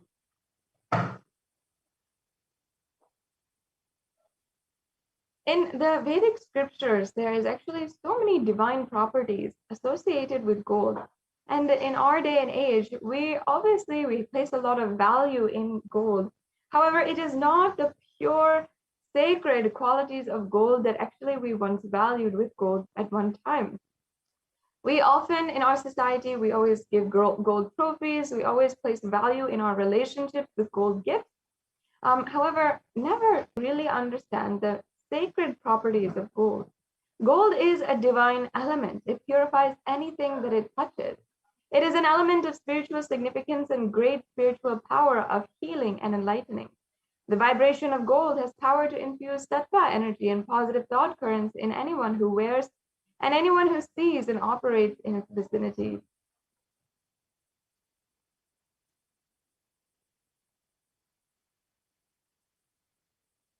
And in the Hindu civilization, in all of the scriptures, the Agamas, the Vedas, the Shrutis, Smritis, the Itihasas, and Puranas, gold is present and referred to. In all the scriptures, it is abundantly displayed that gold is the most auspicious and purest metal which purifies our very being.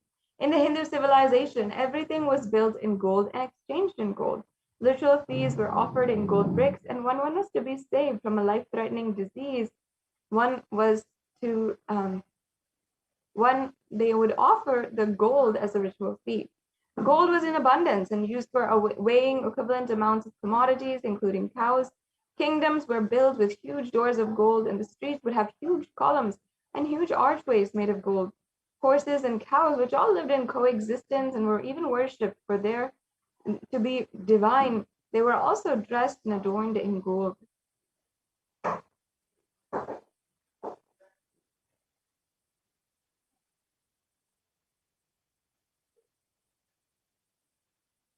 Yes.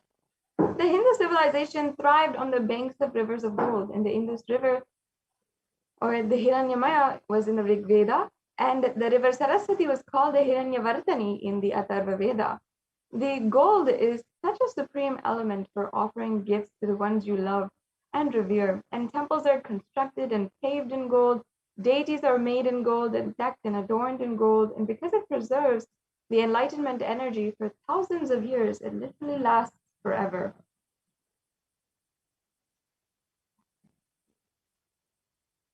Yes, let's go on to the next slide. Now, let us enter into the different offerings that we have available for each and every one of you today, beginning with the Ihundi offering.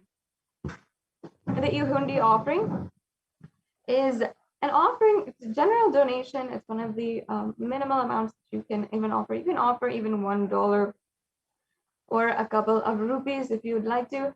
And this is an offering where you're just offering how much ever you'd like to.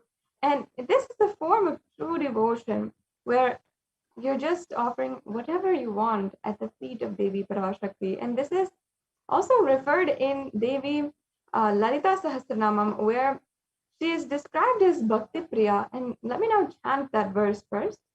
Bhakti Priya, Bhakti Gamya, Bhakti Vashyabhayapaha, Shambhavi Sharadaradhya, Sharvani Sharmadayini. The English translation says, Devi is fond of true devotion, and she has realized through true devotion. She can be won over through true devotion, and she removes all fears. So, of course, if there is any fear in your side, in your mind, you will be able to simply drop that, surrender it at the feet of Devi Parashakti, and simply she will remove all of those fears. And Devi is also known to be worshipped in autumn. And it's not the seasonal autumn that comes every year, but in the autumn of our lives, when our thoughts are turning more and more inwards and we're becoming more introspective, we're questioning our purpose in our life, whatever it is, we start to become more and more conscious of ourselves, of our purpose, of our lives. And it's at that time that the role of the divine is known and more understood clearly. The need for Devi worship becomes stronger. So it's at this time, especially, many of us are going through this autumn of our lives right now, especially perhaps even experienced some loss in our lives, or we have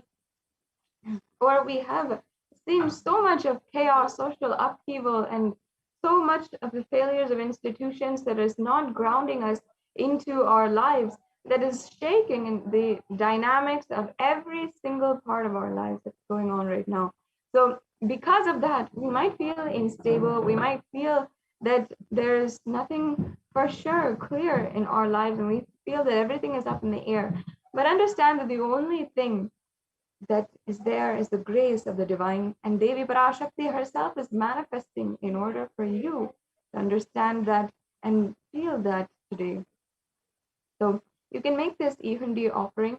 Again, it's a general donation, and it can also be made through the payment links, or it can be made through the payment on the YouTube Super Chat, another option for each and every one of you. The next offering we have is the Sankalpa chanting. And the Sankalpa chanting is a conscious resolution that is chanted. This is a general offering that can be made, and not just for Devi Parashakti, but in general as well towards the Supreme Pontiff of Hinduism. For any deity, for your Ishta Devata, this Sankalpa can be offered for them to manifest in your life. And the Sankalpa has so many beautiful meanings, and embedded within its lines, in the sacred lines of this chant, have the blessings for going beyond the fear, greed, and lust patterns, all obstacles that are removing you from the space of Kailasa, the space of Paramashivoham, and as well being able to manifest the oneness, manifest all the powers, being able to have the divine qualities as well. All of these are the different prayers that we are invoking, and we are deeply requesting the divine to grace us with in this Sankalpa mantra. So in the Devi Mahatmyam, chapter 12, verse 34, there's a verse, and I'll just be reading out the translation here. It says, "The goddess enchants this universe, and she herself gives birth to this universe. That goddess, being prayed without interest in anything, gives the knowledge that leads to salvation and gives wealth in the materialistic sense."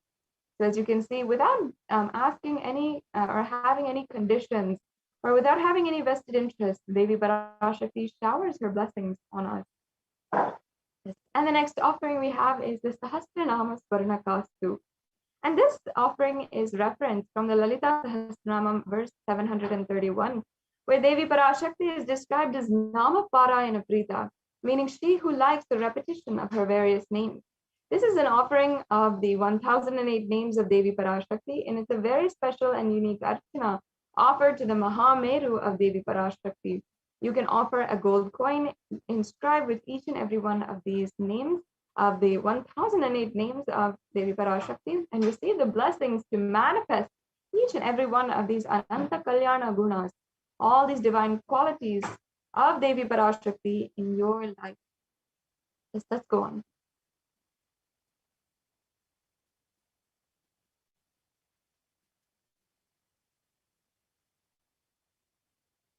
Yes.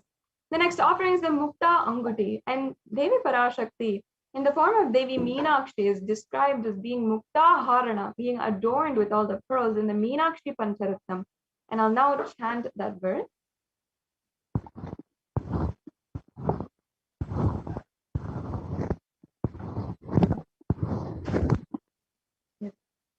Muktaharanalasatkiritaruchiram Purnendu Vaktra Prabham Shinjannu Purikinkini Manidaram Padma Prabhabasuram Sarvavrita Palapradam Girisutam Vani Rama Sevitam Meenakshim Pranatosmi Santatamaham Karunyavaram Nidim.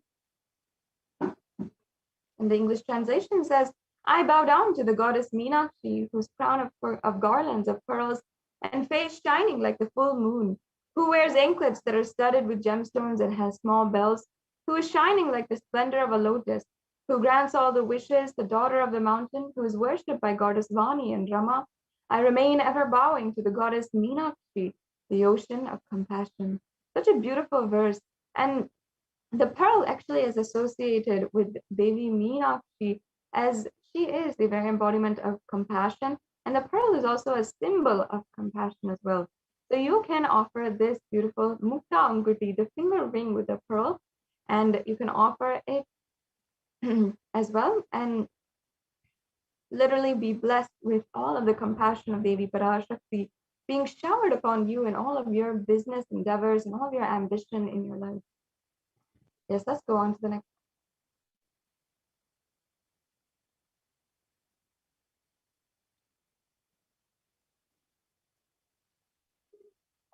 Yes, let's go on to the next offering.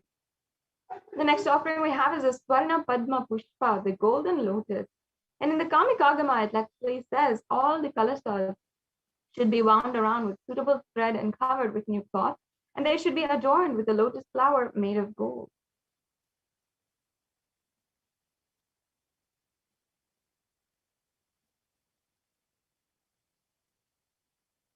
Yes, we can go on to the next slide.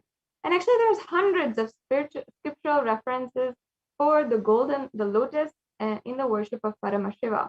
And everything, almost everything, even the mudras and asanas used during the worship always have some association with the lotus. And even during the offerings, not just the lotus flower, but also the lotus leaf, the lotus pericarp, the lotus petals. Everything has a significance and is used during the offerings. And this is because lotus is considered as a divine flower. In any different situation or different kind of environment that it is, the lotus has and retains its divine qualities. And that is actually what is considered as divine. The very nature of the lotus being able to be so elegant and so beautiful, no matter what kind of background or no matter what kind of adverse situation it is put in. And that is even the quality of Devi Parashakti, which is highly revered and which she embodies. So you can offer this golden lotus in any size that you wish and be blessed to have the state, space, powers, and being of Devi Parashakti like the divine lotus,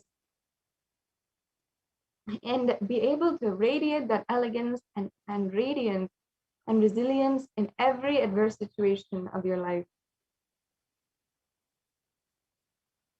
Yes, let's now go on to the next offering. The next offering is the Swarna Metti, and that is the gold toe ring. In popular culture today, the toe ring has become very fashionable. However, the root of this custom, this tradition of wearing the toe ring is actually from Sanatana Hindu Dharma. And it goes back to Devi Parashakti herself being adorned with the toe ring. And that goes back to this very verse from the Saundarya Lahari. And I'll just be chanting that verse briefly. Nakhadiditi samchana namajjana tamo guna Pradadvaya pravajala parakrita saroruham. And the English translation says, you whose brightness from toenails destroys the darkness of ignorance from the minds of your devotees who prostrate at your feet, you whose brightness from your 2 feet overpowers that of the lotus flower. Yes, let's go on to the next slide. So this Swarna Metti can be offered, and as you can see, literally Devi Parashakti's toenails have the power and grace to be able to remove all the darkness, all of the ignorance from your life, and place you in the constant gratitude. So just for her grace, we adorn her toenails and we worship her feet. So in that way, you can offer this Swarna Metti and offer the toe ring to Devi Parashakti and be in constant gratitude for receiving her blessings, even in the most difficult aspects of your life. Yes, let's go on to the next slide. The next offering is this Swarna Mantika. Again, another very precious pure gold piece of jewelry. And in again, she is Devi Parashakti is referenced as the Shuddha Sarabi Varshani, meaning she who makes the nectar flow from all of our nerves from the Sahasrara, and she who gives a very pleasant experience of the ultimate.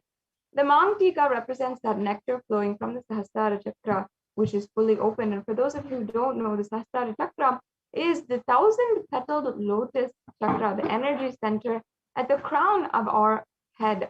And this beautiful verse describes how Devi Parashakti literally has the 1,000-petaled lotus open, and she is literally described as being the one who gives us that very pleasant experience of the ultimate. So you can offer this Swarna Mangtika and be in the completion and have that overflowing gratitude as well, and be blessed to receive the blessings of Devi Parashakti. Yes, let's go on to the next offering.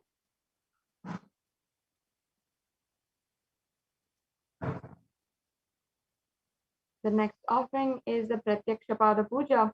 And here you're not just offering to Devi Parashakti, but also the very form of the Guru himself. And there's numerous scriptures, whatever it is, the Guru Paduka Stotram or the Guru Gita, that speaks about the values of the Guru Tattva, the principle of the Guru. And the Supreme Pontiff of Hinduism himself has described his beautiful Guru-disciple relationship with Arunagiri Yogeshwara, and has initiated millions of us disciples across the world into manifesting this beautiful relationship, which can literally transcend us to the ultimate. So you can offer this Pratyaksha Pada Puja. This offering many times is offered once or twice a year by the Kailashians, and you can offer this Pratyaksha Pada Puja and receive all the auspiciousness and blessings of the Yajama for the Yajaman of the Supreme Pontiff of Hinduism. The next offering is the Vastra Seva. The Vastra Seva is the sacred adornment or the sacred cloth, which is offered as well to the Supreme Pontiff of Hinduism. You'll again also be blessed with all the auspiciousness in your life with this offering. Yes. So now this brings us to a conclusion to the array of offerings that we have available. And in the next slide, you'll be able to see a summary of all of the offerings. And as you can see, all of these offerings have a very value, each have so much of value, sacred context, and are ultimately the way that you can manifest oneness with Paramashiva and Parashakti, literally experiencing Paramashivoham. And as you can see, from the Ihundi offering until the end, until the Vastra Seva, we have so many various levels, different offerings and options that you have. You never need to feel insufficient in any way or unable to make an offering if you want to. You can make an offering and you can experience this extremely beautiful grace and blessings of Devi Parashakti today. Yes. Now let's go on to the next slide. Yes. So as you can see, we have a 3-stage step where this is the pre-payment process, the payment process, as well as the post-payment process. So the first stage, if you are interested in making this offering, perhaps before you are even ready to make the payment yet, perhaps you're just interested in one of these offerings has piqued your interest, has made you, spark that yearning inside of you in order to make one of these offerings and be able to adorn the goddess herself, Devi Parashakti, with these offerings. You can make the intention form at tiny.cc/bhavasamadhi. You can fill out this intention form, and you can ensure that you are make sure that you are filling this out, and you will be making the sankalpa, the conscious resolution to make an offering today. So, and the next options you have here is if you are ready for the payment, you can make the payment at tiny.cc/devi-offerings. In this link, you will be able to see the various different offerings that are available. You can select that, and then there's this just a few clicks, and you can fill out your payment information and then make your payment. It's a very easy process, and many of us are used to online shopping. It's very much like that. So you can go ahead and make your payment in that same way.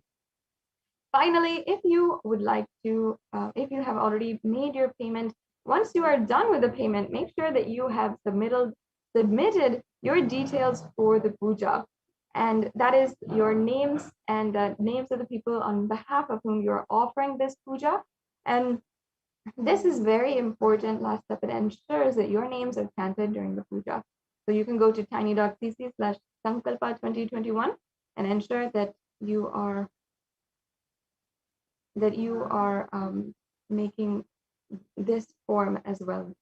So now this brings us to a conclusion of this segment in today's program.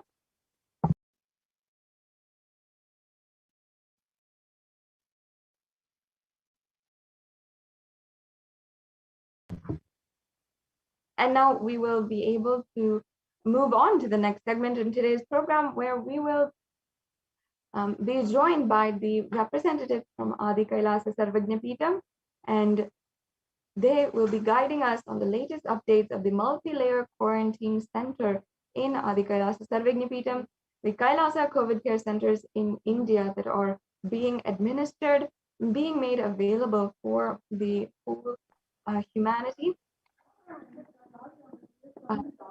Taking us through how exactly also the UN has recognized this as a very valid way of addressing the global pandemic right now. So we have joining us as Ma Dayami Swami. Thank you, Ma, for joining us. And we'll be Thank you, Ma Sadashivapriya.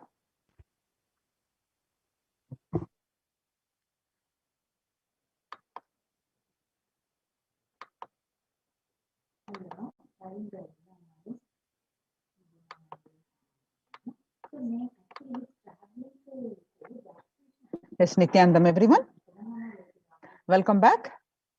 For this segment of this program, Kailasa's Department of Enlightened Civilization presents the Kailasa's multi-layered quarantine opportunity for India during the COVID-19 as a practical solution resulting in health, joy, and bliss. With the blessings of the Supreme Pontiff of Hinduism, Jagat Guru Mahasannidhanam, His Divine Holiness Bhagavan Nithyananda Paramashivan's blessings, let's start with the Sadguru Vandanam. Nithyanandam Paramasugadam Kevalam Jnanamurtim Dvandvatitam Gagana Sadrusham Tattvamasyadilaksham Ekam Nityam Vimalamachalam Sarvadi Sakshibhutam Bhavatitam Triguna Rahitam Sadgurum Tam Namami.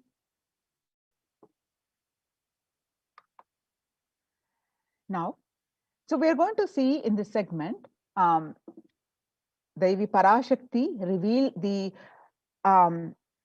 mental status of the COVID-19 pandemic due to that across the world, how the people are suffering and what needs to be done following the doing the yoga, following the spiritual practices, and what Supreme revealed of these in detail descriptions and how he established the temple ecosystems across the world, which has become the Kailasa's de facto embassies to protect each one of you from this pandemic, which is resulting in health, joy, and bliss. Not only you are protected from this corona, but you growing and happily with health, bliss, and joy, and much more.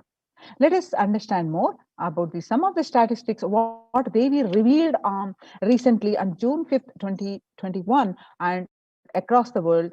The reports are confirming the same, and how the Kailasa's de facto spiritual embassies are successfully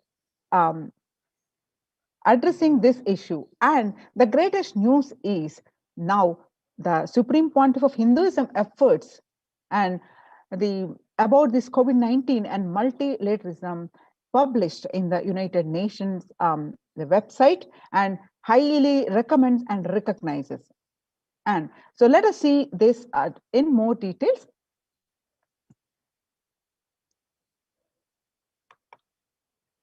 The revelations to the world by the Devi Parashakti on June 5th, 2021. Devi revealed that not only people dying in crores, financial and mental retardness, you will also see minds getting collapsed. Freedom from all this is suffering of this whole pralaya is the life of living enlightenment. First, prevent yourself from this deadly corona. Oh, people, do the job of saving your life as the first priority. Listen properly, people. The only way to protect yourself from this overflowing cosmic pralaya and from the demonic people who search for destruction for themselves and for the others because of pralaya, go to Adi Kailasa, getting shelter at the feet of Paramashiva. Save yourself from corona and death. Economic crisis and mental collapse that is formed because of corona. Save yourself and move towards living enlightenment. Move towards Paramashiva, Paramporul, doing yoga and tapas, doing seva to all the devotees of Paramashiva and live a good life. Just for that, I have opened the doors of Adi Kailasa for all those in the universe, not only human beings, as even siddhas, jnanis, and yogis have come and are doing penance in Adi Kailasa. For everyone who come, goodness, prosperity, jnanam, and yoga will overflow. Do not have fear, bliss is there. Do not have worry, I will protect with goodness. Just for that, I have opened the doors of Adi Kailasa for all those in the universe, not only human beings, as even siddhas, jnanis, and yogis have come and are doing penance in Adi Kailasa. For everyone who come, goodness and prosperity, jnanam and yogam will overflow. Do not have fear, bliss is there. Do not have worry, I will protect with goodness. Happiness is there, enlightenment is there. Do not have fear, bliss is there. I am solving sufferings. I am the Samayapurattu Kannatal who comes and helps at the right time. So these are the revelations about the mental health Devi revealed on 5th June 2021. And media articles confirming the same on 6th June 2021. According to the psychiatric symptoms like depression, anxiety exhibited by the COVID-19 patients, according to a new study, the neurological symptoms like depression and anxiety are also showing to be common in those who have contracted COVID-19, even in more mild cases. The revelations on the mental health by Devi on 5th June and media articles BMC Psychology confirming the same on 8th June 2021, which is impact of COVID-19 on the mental health of US college students. The results indicate that the students closer to graduating faced increases in anxiety, which is 60.8%, feeling of loneliness, which is 54.1%, and depression, which is 59.8%. Many reported worries for the health of loved ones. The most impacted their mental health status, which is the 20%. And they need to take care of the family most affected current and future plans, which is 31.8%. Almost one half of students took to exercising and other remedies.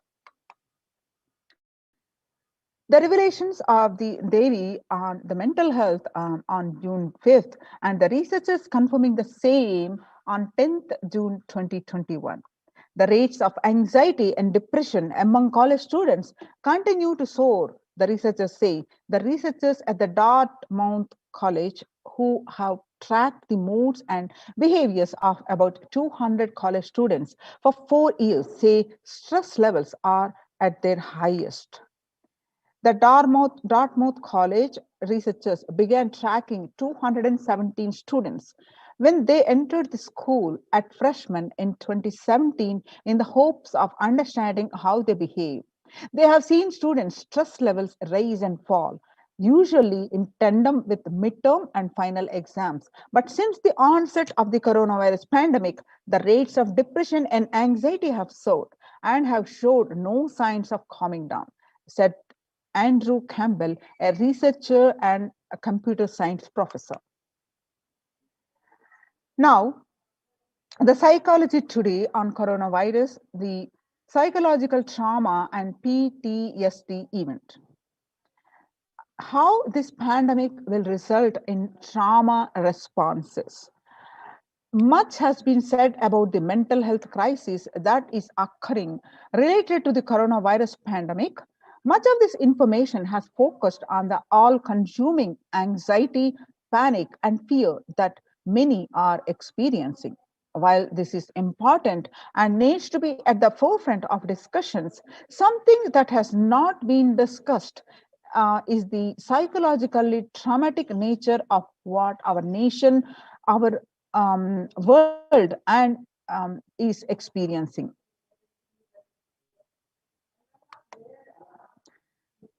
The increased prevalence of the post traumatic stress disorder is expected to emerge as a primary factor driving the growth of the global post traumatic stress disorder PTSD therapeutics market over the period of assessment. The market is expected to grow by 2027 11.9%.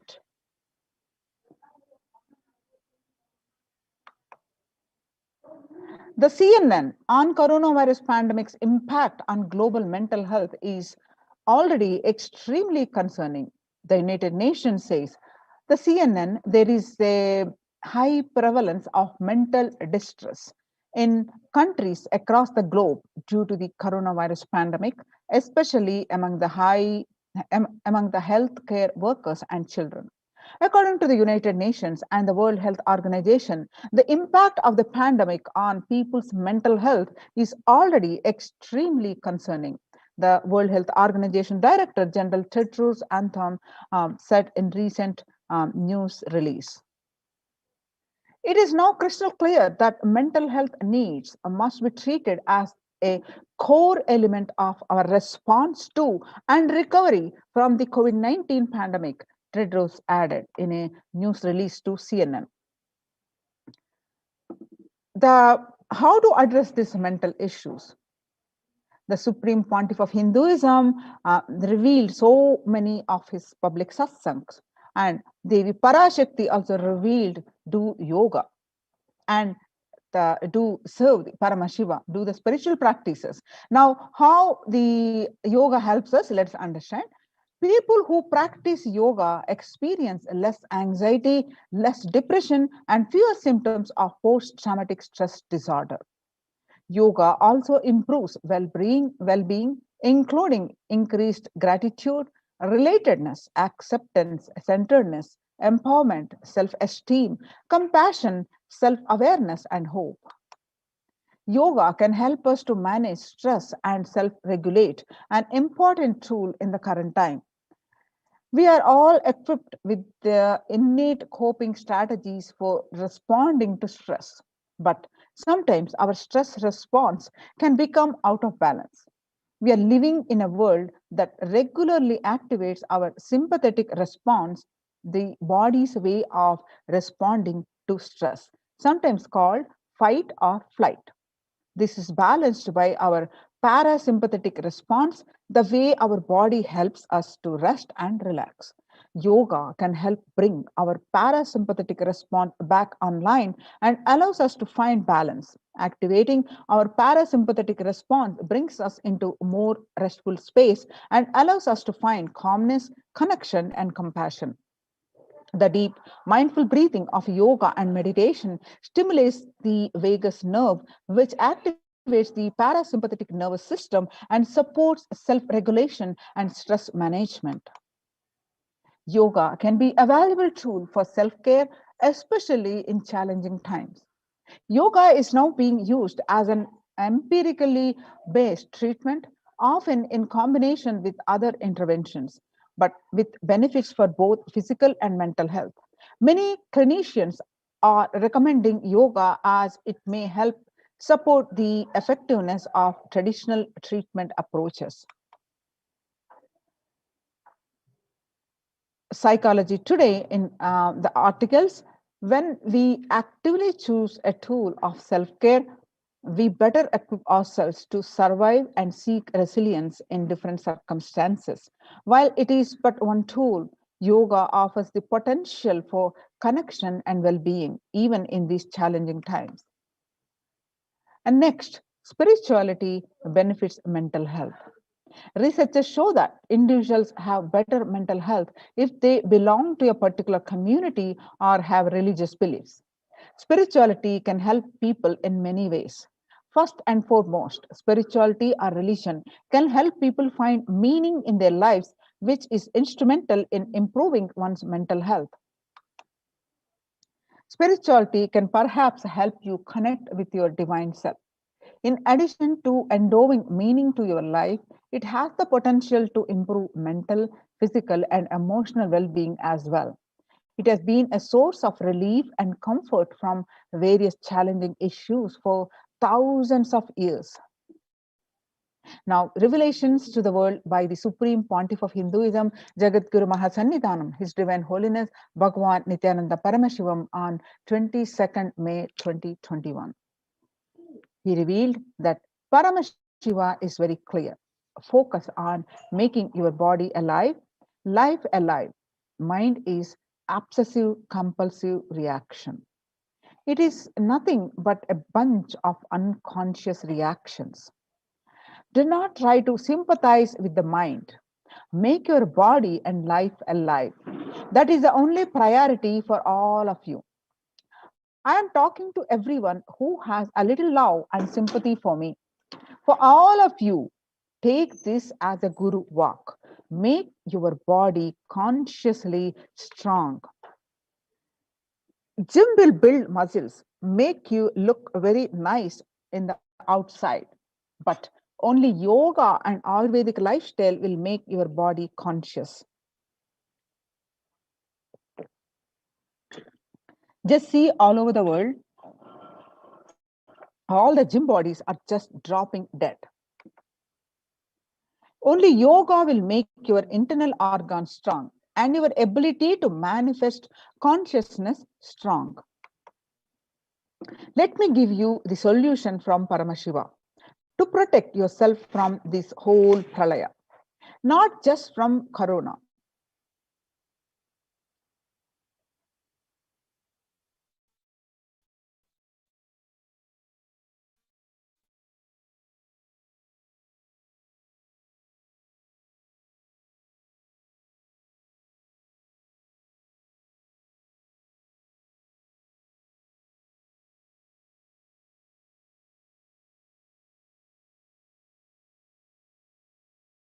Years.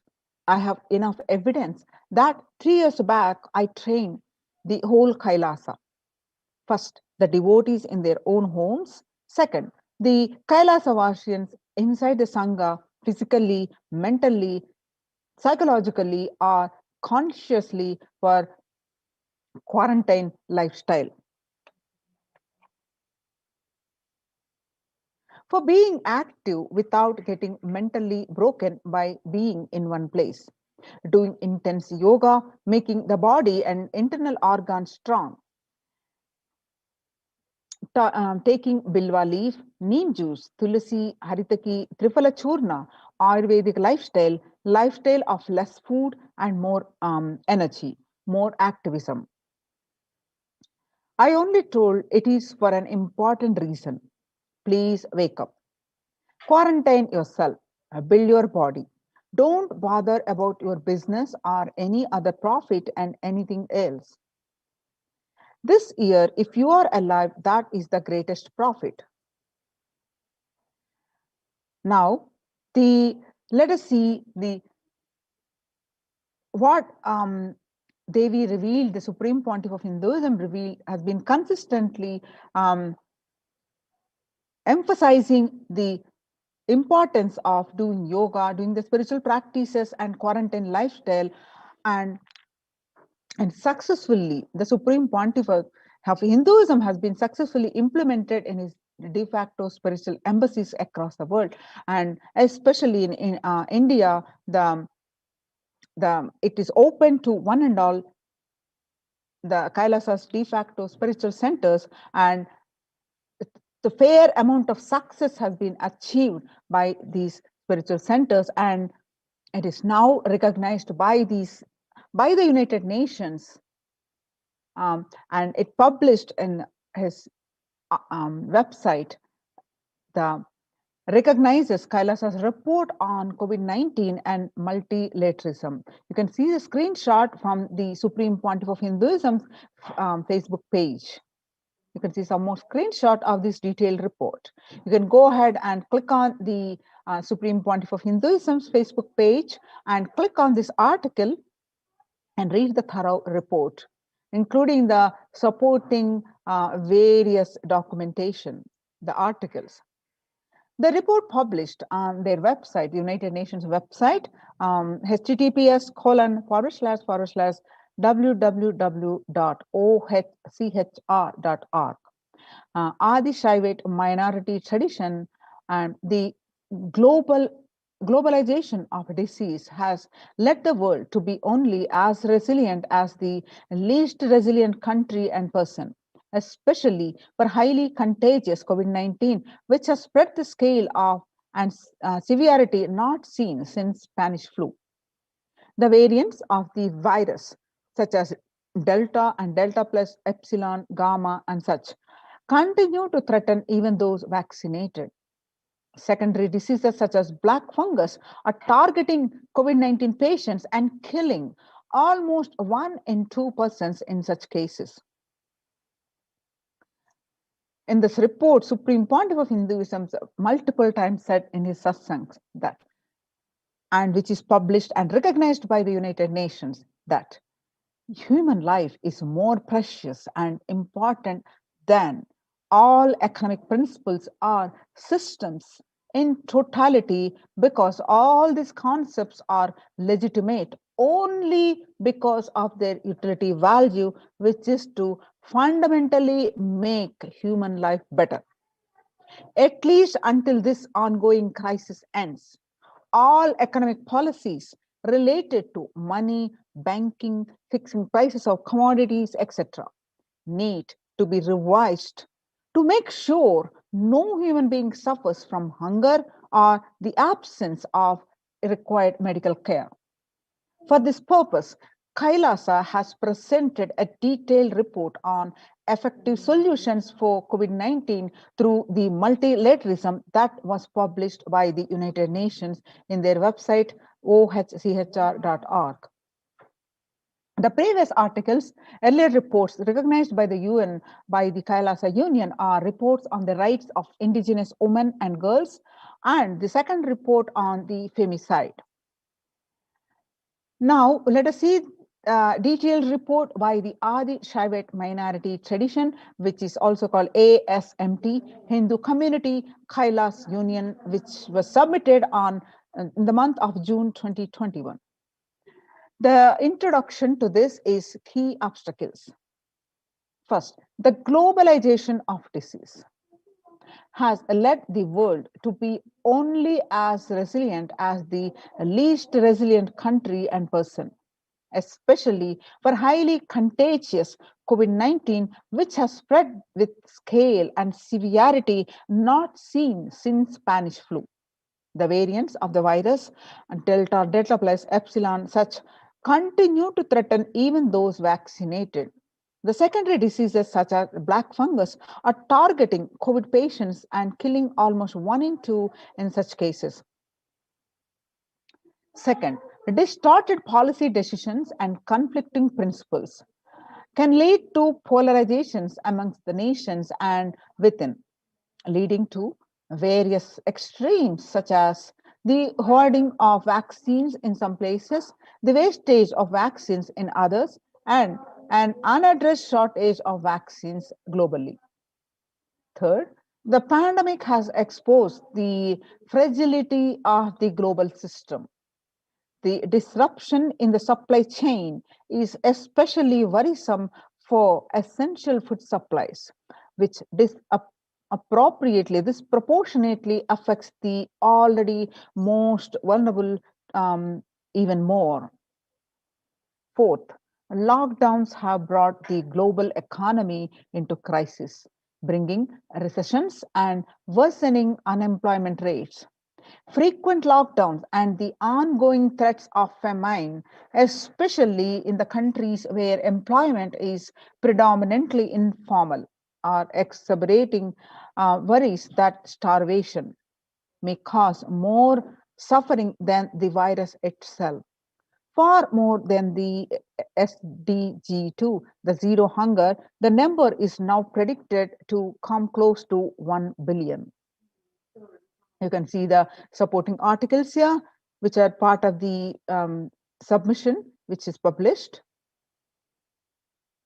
Now, we've seen the key problems. Now, the solution suggested by the Supreme Pontiff of Hinduism and which has been highly appreciated and recognized by the United Nations. Now, what are the solutions? Let us see. First, revised economic policies. Human life is more precious and important than all economic principles or systems in totality, because all these concepts are legitimate only because of their utility value, which is to fundamentally make human life better. At least until this ongoing crisis ends, all economic policies related to money, banking, fixing prices of commodities, etc., need to be revised to make sure no human being suffers from hunger or the absence of required medical care.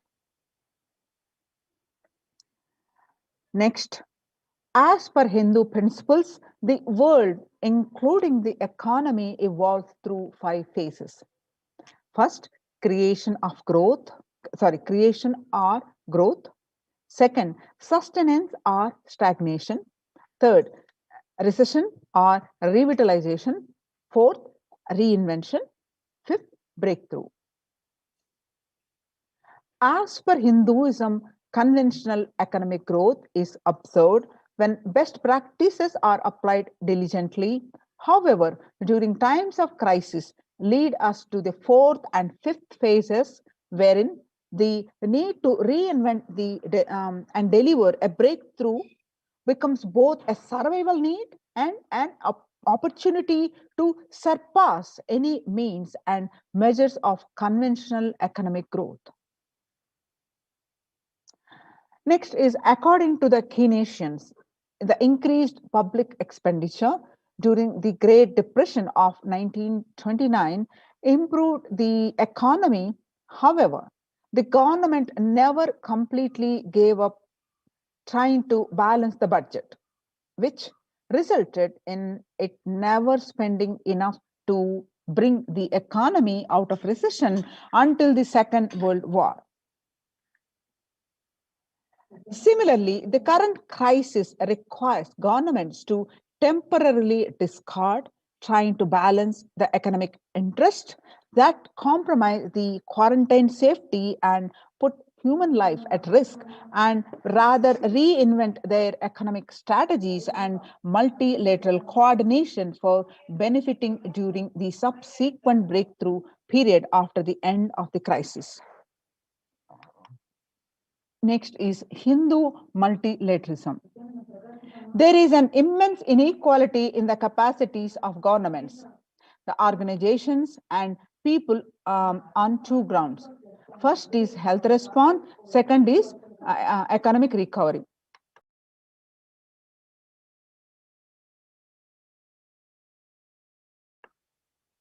Surviving the highly contagious COVID-19, where the world is only as resilient as the least resilient country and person, requires governments, organizations, and people to collectively address the crisis. From 3200 BCE, 56 nations in Asia had multilateral treaties based on the Hindu principle Vasudhaiva Kutumbakam. That means the entire world is my family, which is the scriptural reference from Maha Upanishad, chapter 6, verse 71 to 73. You can see the supporting articles projected here on the screen. Next is provide sustainable communities livings which multi-layered quarantine. Home or self-quarantine is not a viable solution for vast majority of people for either health safety or economic reasons. In Assam, home quarantine has been reported to be a primary reason for a large number of deaths. In some places, governments have moved people out of home quarantine to COVID care centers. Other issues linked with quarantine, especially in small houses, are mental health problems, such as an increase in suicidal ideation, especially amongst the younger generation. This requires friendly quarantine setups which are self-sustained and sufficient in terms of food stock and supplies, recreation, employment, education, etc.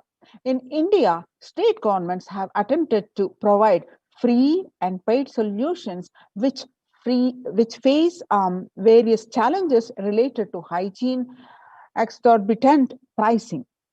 Some facilities have seen challenges related to requests for private accommodation. Empirical townships such as Araville have demonstrated a fair amount of success in creating a friendly, safe, and compliant quarantine facility. However, solutions such as Araville are not open to the public. For 2 decades, the leader of the ASNT, Supreme Pontiff of Hinduism, Jagadguru Mahasannidhanam, His Divine Holiness Bhagavan Nithyananda Paramashivam, had been creating townships like Araville across more than 100 cities in several countries. Most of these townships, such as the ASMT Monastery, India, Bangalore, have been open to offer multi-layer quarantine as free public service with the free food and accommodation, free internet to work from home, that is monastery. The ASMT community has seen a fair amount of success in this township with 0 reported cases of COVID infection in the past 2 years and has already saved many lives. The Supreme Pontiff of Hinduism, Nithyananda Paramashivam, has urged citizens worldwide, especially from the regions severely affected by the pandemic, to protect themselves as the topmost priority and avail these free quarantine facilities that the community has created, especially as home quarantine has failed for many and is known to be a primary reason for large number of deaths in many scenarios. The Supreme Pontiff of Hinduism, Nithyananda Paramashivam, has emphasized the need and urged the government worldwide to provide food, safety, medical care, and shelter, and all survival needs to all human beings under their care, with absolute multi-layer quarantine until coronavirus is eliminated from planet Earth, including all different strains of virus. Now, you see the supporting documentation of this, what we presented just now, the supporting documentation. Next, educate citizens on individual pandemic management. Unlike previous pandemics, the current era provides active and real-time and visual information about fatalities. Underreporting of this data may give false hope and make people reckless. Exaggerations in reporting can also make people reckless, and as they may feel eventual death due to a coronavirus is inevitable. So proper education is extremely crucial as it will dramatically reduce the number of deaths and reduce the challenge on the healthcare systems.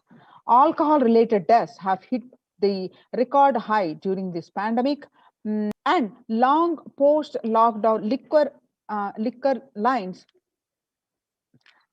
are some extremely worrisome issues regarding which people need to be educated as a top priority. People need to be given confidence in their life and security about their future for them and stop behaving recklessly or fall into depression and commit suicide. Leveraging best of different economic systems based on charity, barter, and money. The ancient Hindu economic treatise by Paramashiva, the primordial Hindu divinity, describes three kinds of economic systems and their principles. First, things that do not perish by sharing, such as education and knowledge. Second, Paramashiva recommends that no fee be charged. That is the first one. Second, for survival needs such as food and healthcare, barter and charity are recommended. Third, for all other infrastructure development works, services, and commodities, gold and conventional currency based transactions are allowed.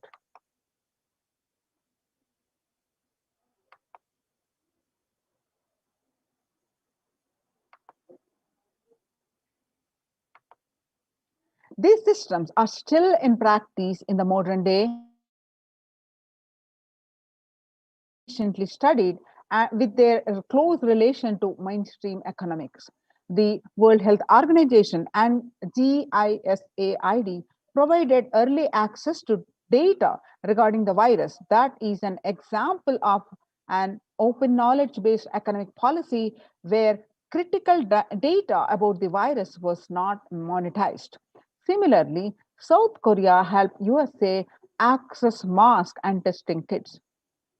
And there was a hope that this would lead to a reciprocal arrangement in terms of vaccines, which is like a barter-based model uh, uh, um, allowed in food and healthcare.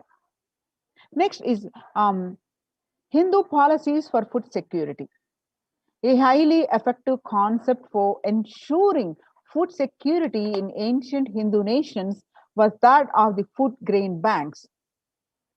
There were prevalent until 18th century. The elderly in villages would start food grain banks with a seed capital of grains collected by fundraising. And if any person met with a crisis such as crop failure, a food grain bank would lend him grains in exchange for an interest.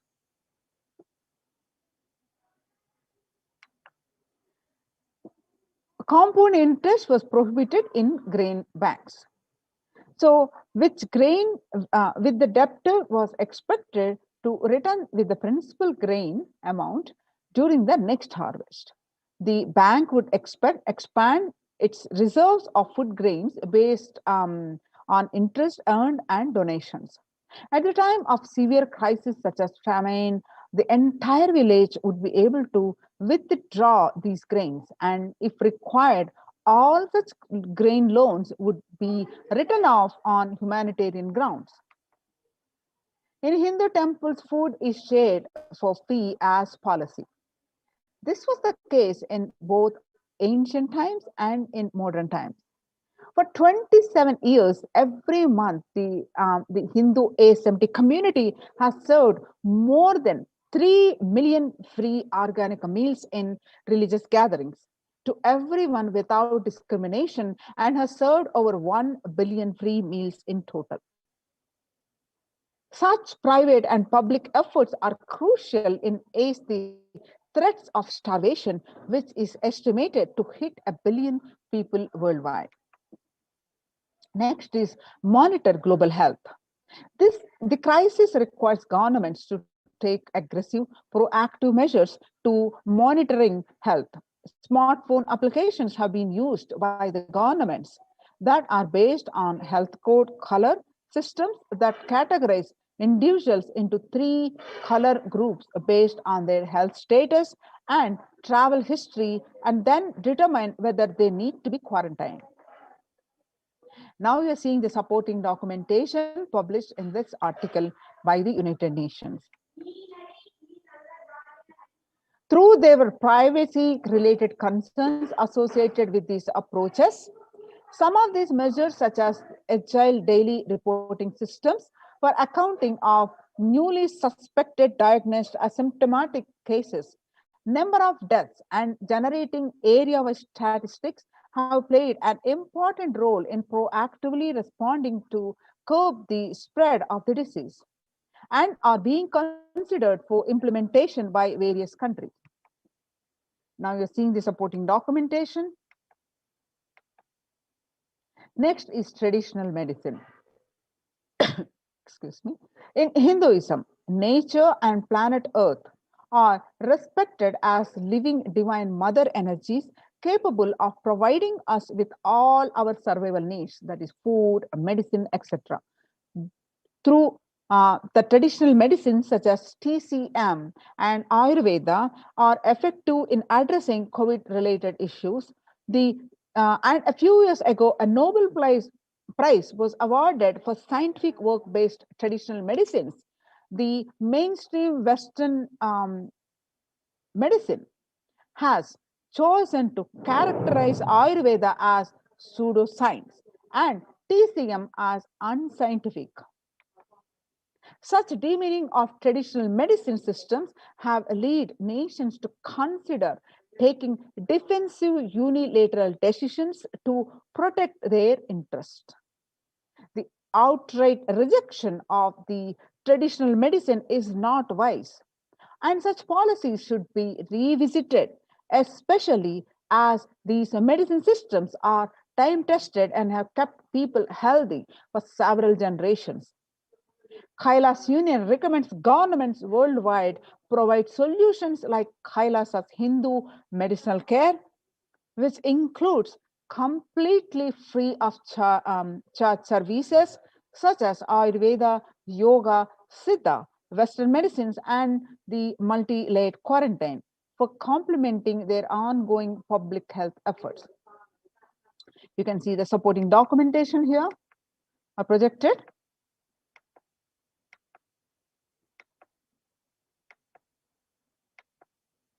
Now, the greatest news is Kailasa's recommendations is what we saw just now on COVID-19 and multilateralism to be presented at the United Nations General Assembly and Human Rights Council. I can see the picture of the United Nations General Assembly. Kailasa's report and recommendations on an international treaty on COVID got accepted and published by the United Nations. Surviving the highly contagious COVID-19, where the world is only as resilient as the least resilient country, and person requires true multilateralism, the governments, organizations, and people to collectively address the crisis. Kailasa has been successfully providing grassroots solid solutions in multifarious ways, including providing sustainable community livings with multi-layered quarantine, educating citizens on individual pandemic management, leveraging best of different economic systems based on charity, barter, and money, and providing food security and traditional Hindu medicine. These unique contributions have been recognized by the United Nations and were published a few days ago at their website www.ohchr.org.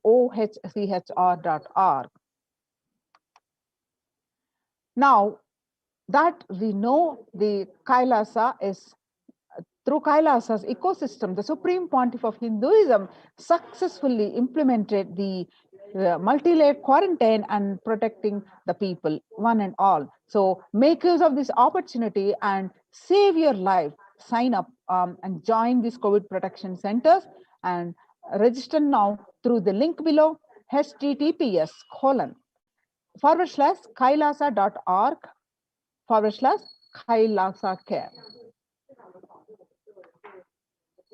Now let us see the Supreme Pontiff of Hinduism, how he is reviving and the temple ecosystems and what is the significance of this. Let us understand a little bit. Revival of temple sciences and ecosystems. And across India, especially the majority of the temples which have been functioning for ages, like thousands and thousands of years seamlessly, are now closed for an indefinite period due to the rise in the COVID pandemic. The The Siddhi examples, let us see, on different states of India. Siddhi and Siddhi Vinayaka temple shut down till further orders. The Siddhi temple administration took the decision after the Maharashtra government announced a weekend lockdown and night curfew in the state to control the spread of coronavirus. The Puri Jagannath temple to remain closed for public. This famous temple, keeping in view of the surge of the COVID-19 cases in Odisha and also in Puri, the authorities of the temple of Lord Jagannath in the pilgrim town on Sunday. Famous temple is closed for devotees since May 5th, as a statewide lockdown was imposed by the Odisha government. The next, all religious places closed for public in Bhubaneswar as the city records the highest daily COVID surge. With the Odisha capital Bhubaneswar registering the highest ever single day spike of 581 new COVID-19 cases, the local municipal authorities declared the closure of all religious places such as the temples, mosques, gurudwaras, and churches for devotees till further orders. The Uttar Pradesh, the major Madura temples ban entry of devotees amidst the COVID-19 surge. Two major temples of Sapta Devalaya, the cluster of 7 temples in Vrindavan, and recently banned the entry of devotees in view of raising COVID-19 cases. Gujarat Somnath temple closed for darshan amidst the COVID-19 surge.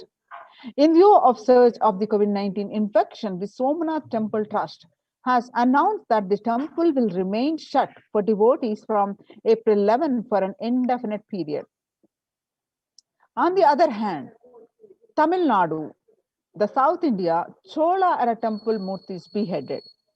Murtis of the Chola era temple have been vandalized in Pudukkottai, Tamil Nadu. A devotee who went to the temple was shocked to find all the murtis in the temple in a beheaded state.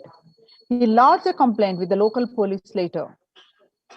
The Kailasanatha temple in a village in Pudukkottai is said to belong to the era of Kulichunga Chola II. With Shiva as the presiding deity, the temple houses the other deities such as Ganesha, Parvati, Murugan, Krishna, and Nandi. All of these murtis were discovered in a beheaded state a few days ago.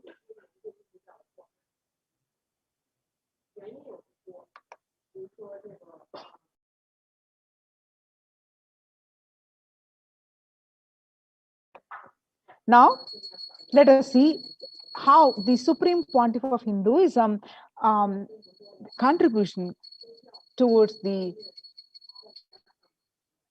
addressing this pandemic by reviving, implementing successfully the Kailasa's de facto spiritual embassies. Now let us understand across the world, now in the times when COVID-19 is rampant and the ancient temples are in lockdown because of the risk of the widespread corona disease, we have seen some of these examples across the states of India. The famous temples are shut down. The devotees of these temples were visiting and having darshans of their gods and goddesses for thousands of years. Yet, all these ancient sacred sentiments have come to a harming halt after the lockdowns have taken place. The religious fervor of the devotees is being lost due to the pandemic. The Supreme Pontiff of Hinduism is reviving the e-Kailasa ecosystem and bringing all these ancient traditions to the online platforms on Kailasa TV, YouTube, and Facebook.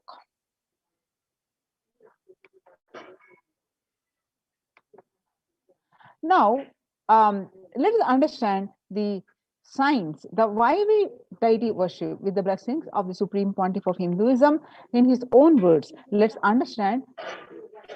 Deities are not mere idols, they are embodiment of ideals. We do not worship the idols, we worship the ideals represented through the idols. When the divine is present in a form that he can see, touch, and relate to, the transmutation becomes an easy and joyful process. Second, the deities in a real kshetra are always carved in the form of ancient masters and enlightenment beings. Even though no longer in the body, they can be invoked through the name or form they used while in the physical plane. When we pray to the deity or chant its name, the corresponding divine vibration is automatically awakened and becomes available on the energy plane to guide and bless us. The Supreme Pontiff of Hinduism says, we mastered the science of bringing the divine to the deities and expressing the divine through the deities. The whole science has been mastered in the Vedic tradition. The revival of temples will be the revival of world peace and world bliss. Revival of temple culture, the deity worship, where people are made to look in, that is where the revival of Sanatana Dharma, the Advaita Satya, the truth of oneness, is going to happen. The divine manifest in various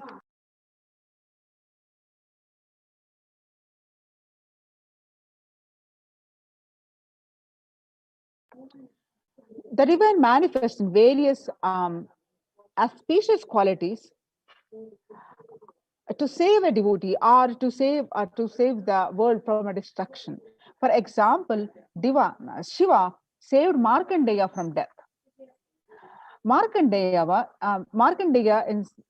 was born in such that with the parents' intense penance, when Paramashiva appeared to have a son of no good quality, but he can live 100 years, and with a highly spiritual being, but lives only 16 years. The Markandeya's parent chose a boy who lives the 16 years. But they were devastated as the Markandeya approaching age 16. By knowing this, the parents' sadness, the sorrow, the Markandeya decided to please Paramashiva and remove the parents' sorrow. So he intensely prayed Paramashiva. So on the day of his death, expected death, the Lord of Death is Kala. He arrived and was about to take his life away. The Markandeya hugged the Paramashiva Linga and prayed intensely Paramashiva. Paramashiva appeared to along with the Devi and protected Markandeya from the Kala and become Kala, the Lord of Death. And that become an independent deity. As Kala, not only Paramashiva saved Markandeya from death, but also has given the boon of the immortality and told him to write the scriptures and blessed him with all the knowledge. And Markandeya gave the humanity the Mrityunjaya mantra. And the same way, Paramashiva danced in ecstasy. As a cosmic dancer, he performs the Panchakrutyas of the creation, sustenance, the rejuvenation, and the pulling out of delusion and liberation finally. And the cosmic dancer, Paramashiva, that becomes an independent intelligence and become Nataraja. Mahavishnu's very action of showering blessings on the world becomes Lakshmi. Brahma's very action of constantly sharing the wisdom becomes Saraswati. So each of the actions of the ultimate becomes independent intelligence and energy. So when you connect with those independent intelligences, those deities, whatever you want immediately happens. Whatever result you want, worship with right those divine energies who are the personification of those specific actions. Immediate results are achieved by connecting with those deities. In this world, this can be a powerful method through which you can achieve whatever you want in your life. Join now in these COVID care production centers. Register now through the link below, https://kailasa.org/kailasa-care. I repeat, https://kailasa, K-A-I-L-A-A-S-A, kailasa.org/kailasa-care, Kailasa CARE.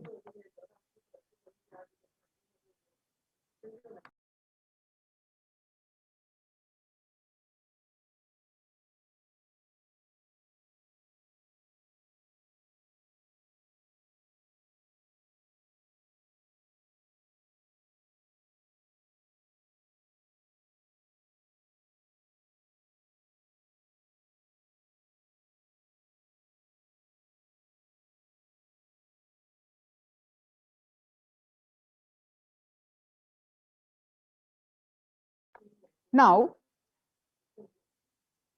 we'll see how these Kailas's multi-layered quarantine opportunity for India during the COVID-19 as a practical solution resulting in health, joy, and bliss.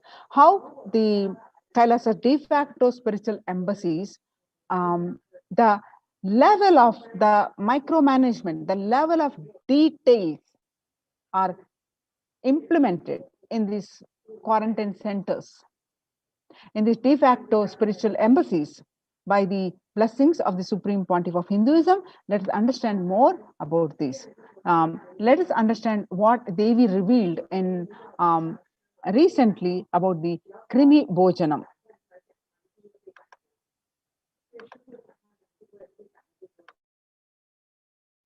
நீ சொல்லும் நபர்கள் போடும் சண்டை சச்சரவெல்லாம் எரியும் பெருநெருப்பில் இருக்கும் இரண்டு எலிகள் போடும் சண்டை போன்றது.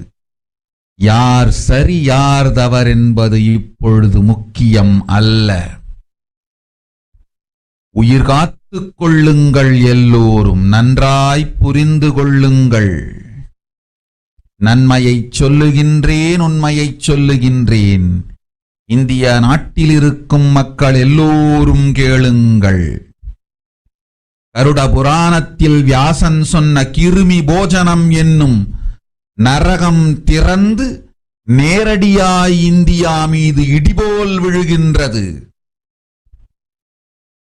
ஆதி கைலாசத்திற்கு ஓடிச் சென்று வருமுன் காத்துக் கொள்வது மட்டுமே ஒரே வழி. கொரோனா பெருந்தொற்று கொள்ளை நோய் கிருமி போஜனம் எனும் நரகத்தை பூமிக்கு கொண்டு வந்து விட்டது. அகோர தாண்டவத்தின் ஆட்டம் யாராலும் அடக்க முடியாத அளவிற்கு ஆரம்பித்து விட்டது. புதிதாய் உருக்கொண்டிருக்கும் இந்த நுண்ணுயிரி மைல்கள் கடந்தும் காற்றினில் உயிரோடு இருந்து மற்ற உயிர்களையும் அழித்து உடல்களை தின்னும் பெரும் வலிவு கொண்ட பேரசுரர்களாய் வலம் வர துவங்கி விடுகின்றது.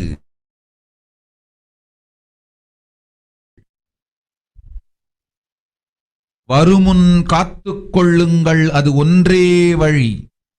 அதற்காகவே ஆதி கைலாசத்தை திறந்து வைத்திருக்கின்றேன். உயிர் காத்துக் கொள்ள வேண்டி விரும்பும் எல்லோரும் ஓடுங்கள் ஆதி கைலாசத்திற்கு. இந்தியாவில்தான் இந்த நரகம் திறந்து உலகெங்கும் பரவப் போகின்றது. போஜன நரகம் பூமிக்கு வந்துவிட்டது. மனிதர்கள் செய்த மகா கொடுமைகளினால். அன்னை முன்னின்று என் அடியவரை காப்பேன் சொல்வதை கேட்டு உயிர் காத்துக் கொள்ள விரும்புவோர் வருமுன் காப்பது ஒன்றே வழி என்று தெரிந்து செல்லுங்கள் ஆதி கையிலைக்கு. ஓம் நீ.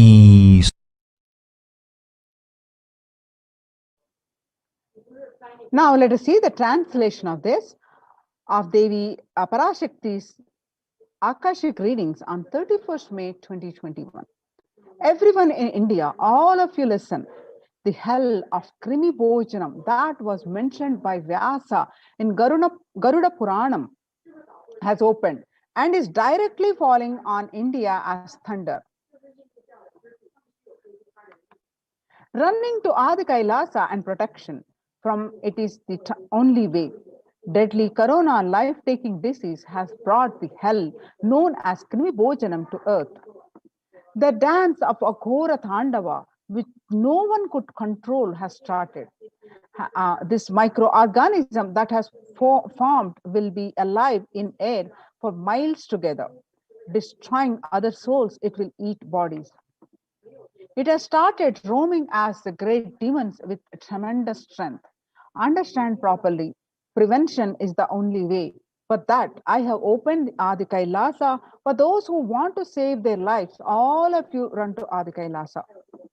Only in India, this hell is going to open and is going to spread to the whole world. This Krimi Bhojanam hell has come to the earth because of the sufferings done by the humans. Mother, I will protect those who at my feet. Those who listen to me and wish to save their lives, learning that prevention is the only way, go to Adi Kailasa. The various scriptural references of this Krimi Bhojanam that Devi mentioned in the Akashic readings is Krimi Bhojana is one of the 28 hells described in Hindu scriptures, where people are sent to suffer in a pit to be eaten up by the worms. In Garuda Purana, one of the chapter, Cosmogony of Hell and the Nether Regions, the Devi Bhagavata Purana, chapter 21 on the narrative of hells, chapter 22 on the narrative of the sins leading to hells, the Shiva Purana, chapter 16, uplift from the hell, section 5. In Skanda Purana, chapter 12, redemption from hells, chapter 2 of the merit of visiting Setu, chapter 30th, the glory of Danishkoti. The Brahma Purana, chapter 20, hell in nether regions, and chapter 106, sufferings in hell. The Padma Purana, chapter 48, section on the nether world.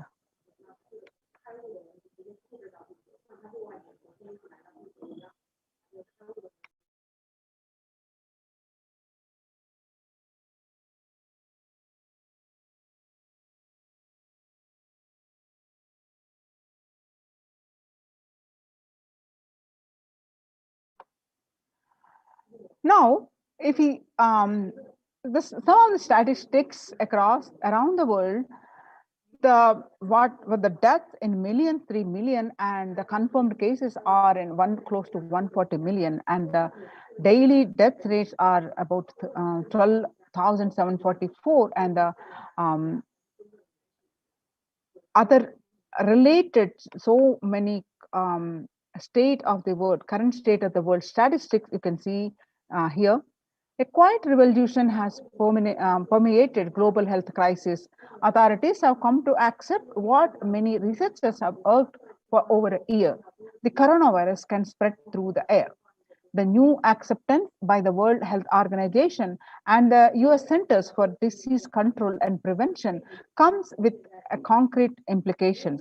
Scientists are calling for ventilation systems to be overhauled, like public water supplies were in the 1800s after fetid pipes were found to harbor cholera. Cleaner indoor air won't just fight the pandemic. It will minimize the risk of catching flu and other respiratory infections that cost the US more than 50 billion a year. Researchers said in a study in the journal Science recently, avoiding these germs and their associated sickness and productivity losses will therefore offset the cost of upgrading ventilation and filtration in buildings. The SARS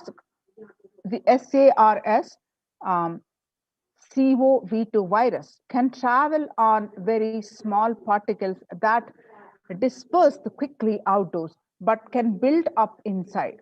The indoors, these particles can affect people who stay more than 6 feet away. And the hodgepodge of mass Americans have adopted may provide some COVID protection, but they do not render an unsafe situation safe. Though scientists have been discussing airborne transmission for months, it was only last week that the World Health Organization and the CDE made this official. With the vaccine rollout still in its early days across the world, these officials should follow up these belated admission with guidance that unvaccinated people can use to minimize their risk. Now, the Mint published that the world's most infectious disease now airborne. In a letter, what have scientists told a World Health Organization? How does the disease pass from one person to another? The story so far, recently on June 6th, 239 scientists from 32 countries put their signatures on an open letter that said COVID-19 is also transmitted via aerosols. Title: It is time to address airborne transmission of COVID-19, and addressed to the World Health Organization. They said there was enough evidence to show that viruses are released during exhalation, talking, and coughing as microdroplets small enough to remain aloft and pose a risk of exposure at distances beyond 1 to 2 meters from someone who is infected over 3 feet to 6 feet, recommended for physical distancing between people to avoid transmission. The various statistics that you see across states of India.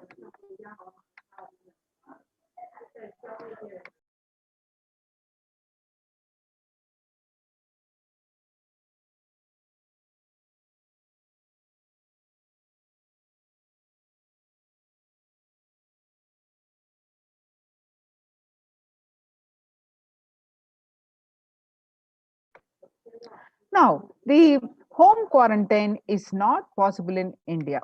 The statement made by the Indian government. The home quarantine is prime reason for a large number of deaths in Assam.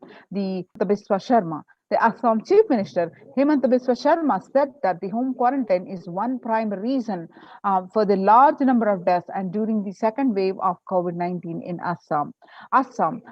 The death Assam witnessed the 92 deaths, which has the highest single day death in the state. Sharma said, we have seen more death cases are happening from the home isolation as several people do not have the facilities to protect themselves from corona. The Maharashtra government recently announced the decision to stop home quarantine in 18 districts, which show a higher COVID positivity rate than the state's average. The state's public health minister, Rajesh Tope, said that the decision was taken to ensure better healthcare facilities to patients in districts which are showing higher positivity rate.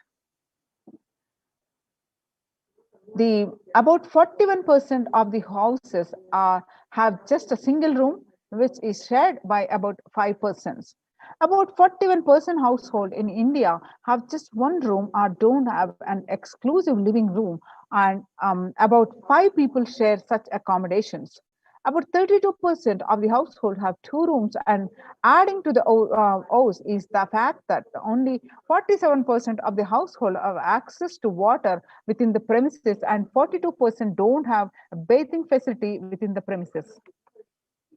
In order to utilize the India's healthcare infrastructure optimally to manage the expanding fallout of coronavirus, the central government on 27th April signaled a change in approach from mandating that every person who tests positive for the virus to be moved to isolation beds in dedicated hospitals or units.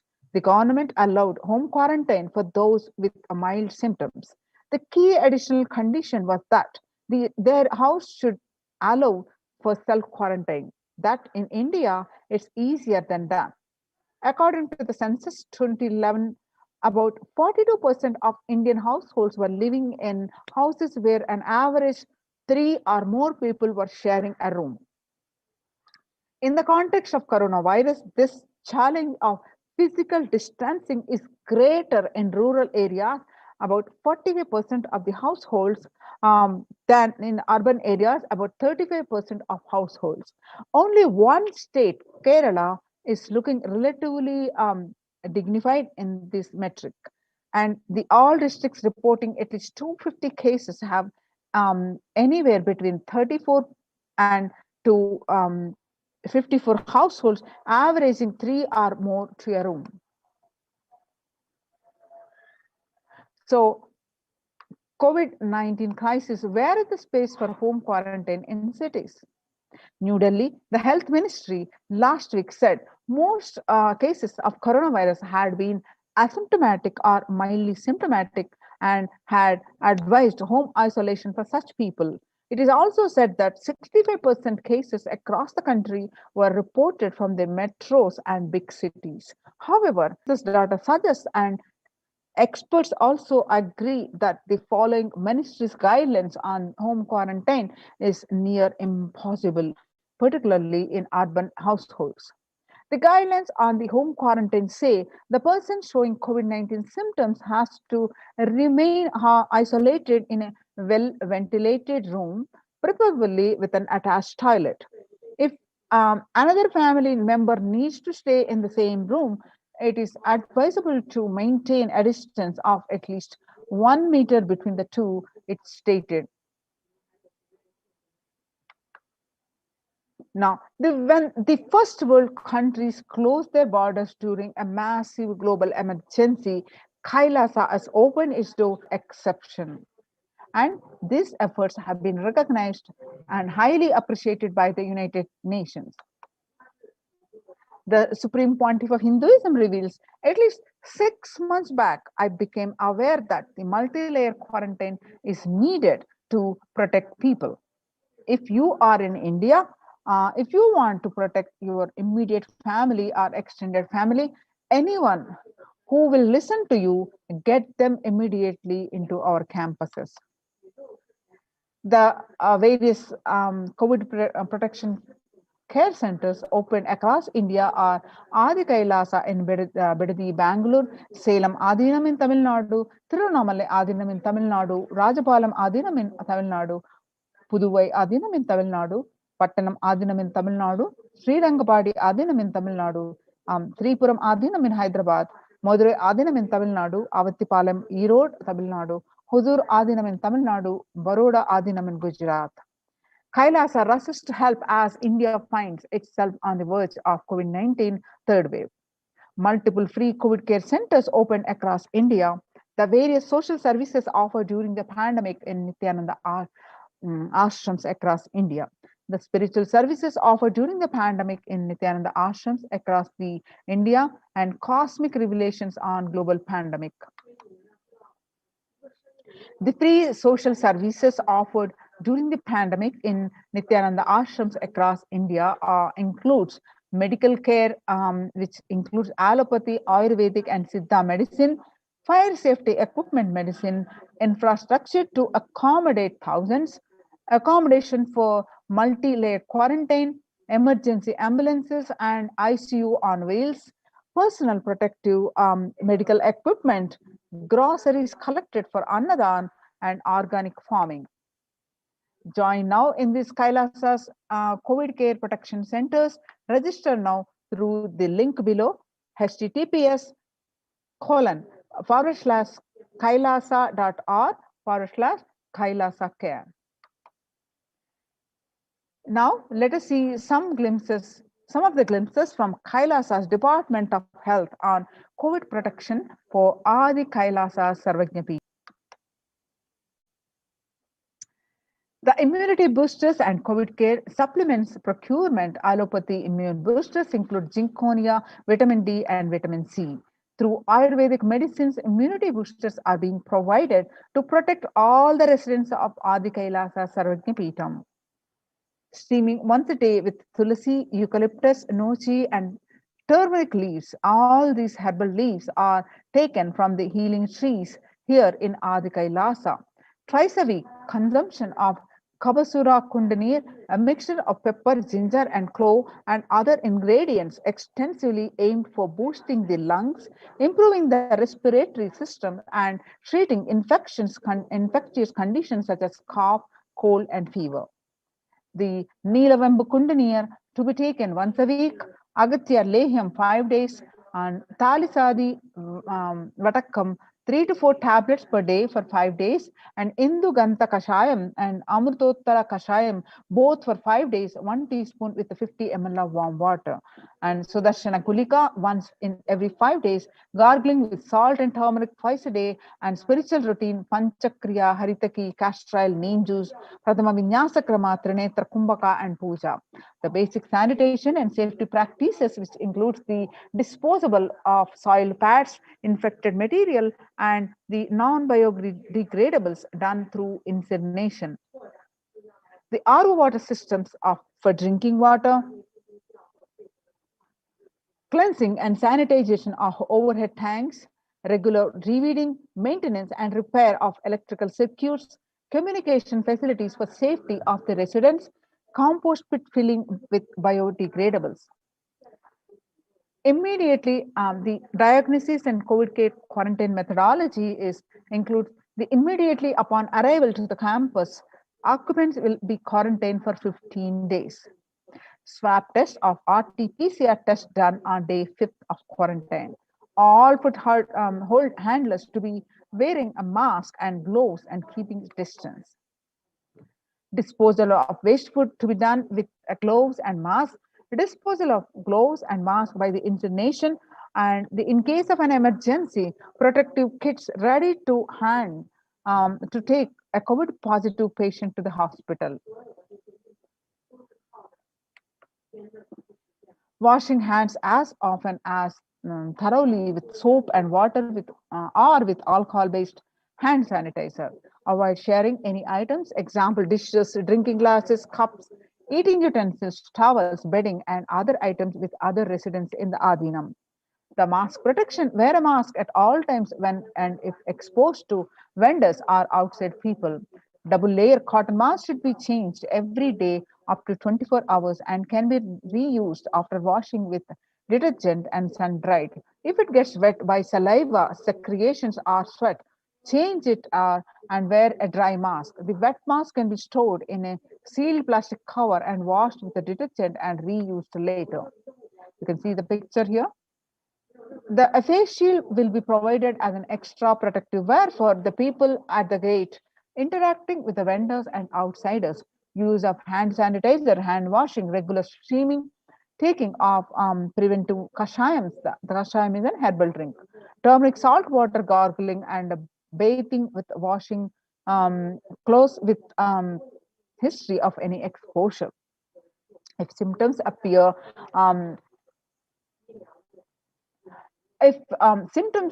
cough, fever, difficulty in breathing, he or she should be immediately inform the medical person in charge immediately. First line of quarantine. This is the quarantine rules. People in the first line who are in contact with the vendors, area of stay confined to the outermost area where the communication with the outside is happening with the vendors, etc. Stay in a well ventilated single room, preferably with an attached separate toilet. Persons should not come into contact with inmates of Adinam, especially elderly people, pregnant women, children, and the persons with comorbidities, which are hypertension, diabetics, heart problems, asthma, etc.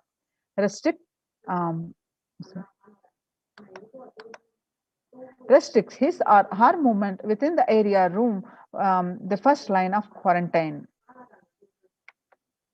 All parcels received at the gate to be sanitized, spraying with disinfectant. These are the delivery of packages.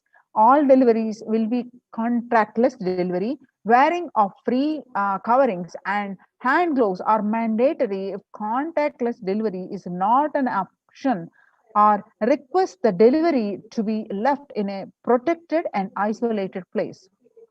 The outer packaging of the item or product will be disposed before it enters the adhinam. The packages will be quarantined before being delivered. All the delivery bags, boxes, containers will be thrown away after transferring the items to their respective places. The surfaces of the packages will be cleaned with a simple disinfectant and left to dry. All hands handling the packaging will be thoroughly washed with soap and water and or antibacterial solution frequently. All mail and packaged products, non-perishable, will be left outside for 24 hours before using them. Disinfection, sodium hypochlorite, bleach and chloride will be used with 1 tablespoon of bleaching powder in 3 cups. Alcohol at 70 to 90% will also be used for surface disinfection. Clothes to be washed separately with the detergent and dried. Sharing of items is strictly prohibited. This prevents the spread of the virus. The warning signs: the fever continues for more than 5 days. Fever returns in the second week after having been for a day or two. Fever more than 101 Fahrenheit after day 4.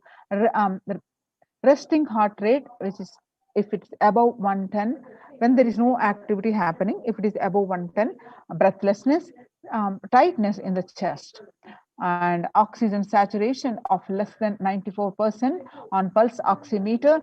6-minute walk test, record the saturation rate before and after walking briskly for 6 minutes. If the saturation falls by more than 3%, it is not favorable, and less than 94%, it is not good too. The relentless cough, which is continuous coughing. You can see the in-campus ambulance. Prevention is the best medicine. People who come in as newly will be given as a separate room with toilet facility. Under no circumstances will they exit the room. The designated quarantine person picks up the food after the person who serves the food is at a safe distance of 6 feet. The food will be placed outside the door.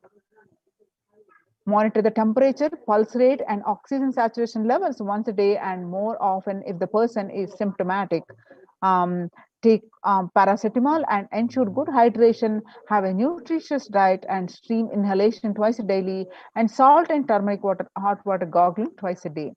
Ayurvedic and Siddha medication will be given as per the instructions, and doctor will be contacted if there is a worsening of symptoms for specific management, which could be further consultation, investigations, and treatment. Residents will be asked to continue taking medications if they are on any blood pressure, sugar, or heart elements. Doctors will be consulted if comorbid conditions pose a higher risk.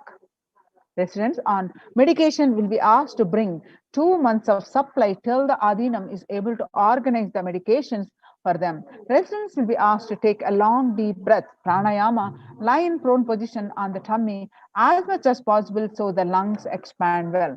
If there is no symptoms, the person will come out of quarantine after a total of 15 days. The test will not be repeated if clinically well.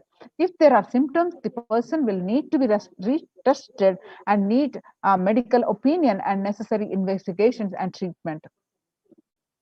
The common symptoms, as all you know, the fever, sore throat, fatigue, cough, body aches, headaches, loose stools, vomiting, loss of sense of smell, loss of sense of taste, exhaustion, giddiness, fainting. Previous mentioned symptoms will be provided with immediate evaluation and hospital care. Early detection of these warning signs and identifying the timeline is very crucial for better outcome. These will be monitored very closely and is the most important thing that needs to be done. Identifying the day 1 of the symptoms is very crucial in the management of the monitoring the treatment protocols. And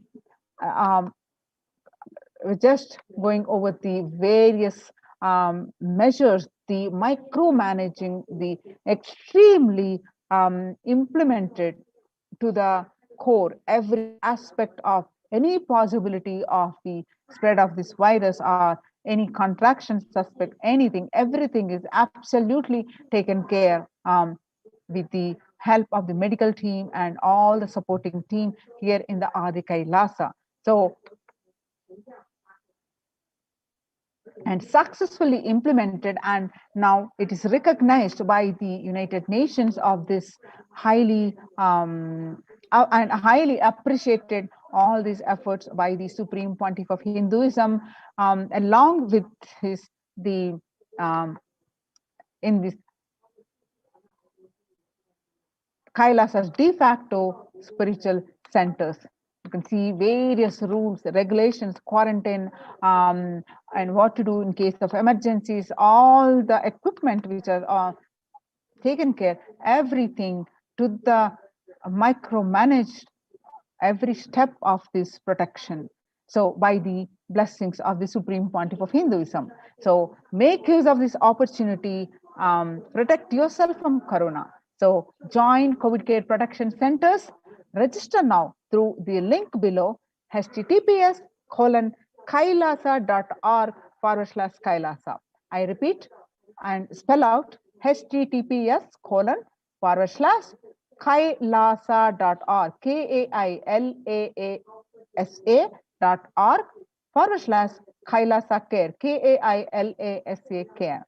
So with this, we will conclude here and moving on to the next segment of this program after a short break.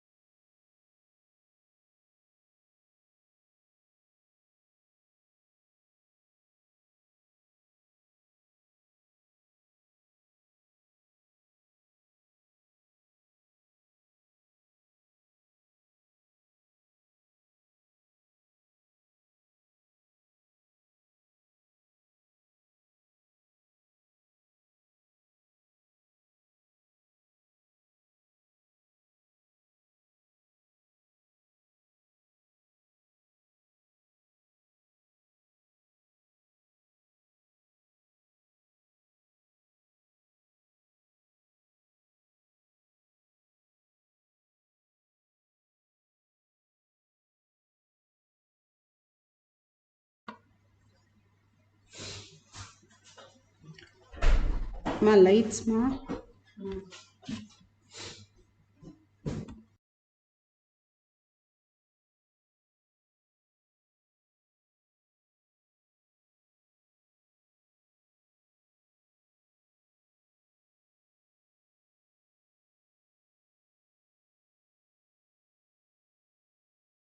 With the Sadguru Vandanam. Nithyanandam Paramashivoham Kevalam Jnanamurtim Dvandvatitam Gaganasadushnam Tattvamasya Lakshmam Ekam Nityam Vimalamachalam Sarvadi Sakshi Bhutam Bhavatitam Trigunarahitam Sadgurum Tam Namami. Let's go through the disclaimers. Security measures.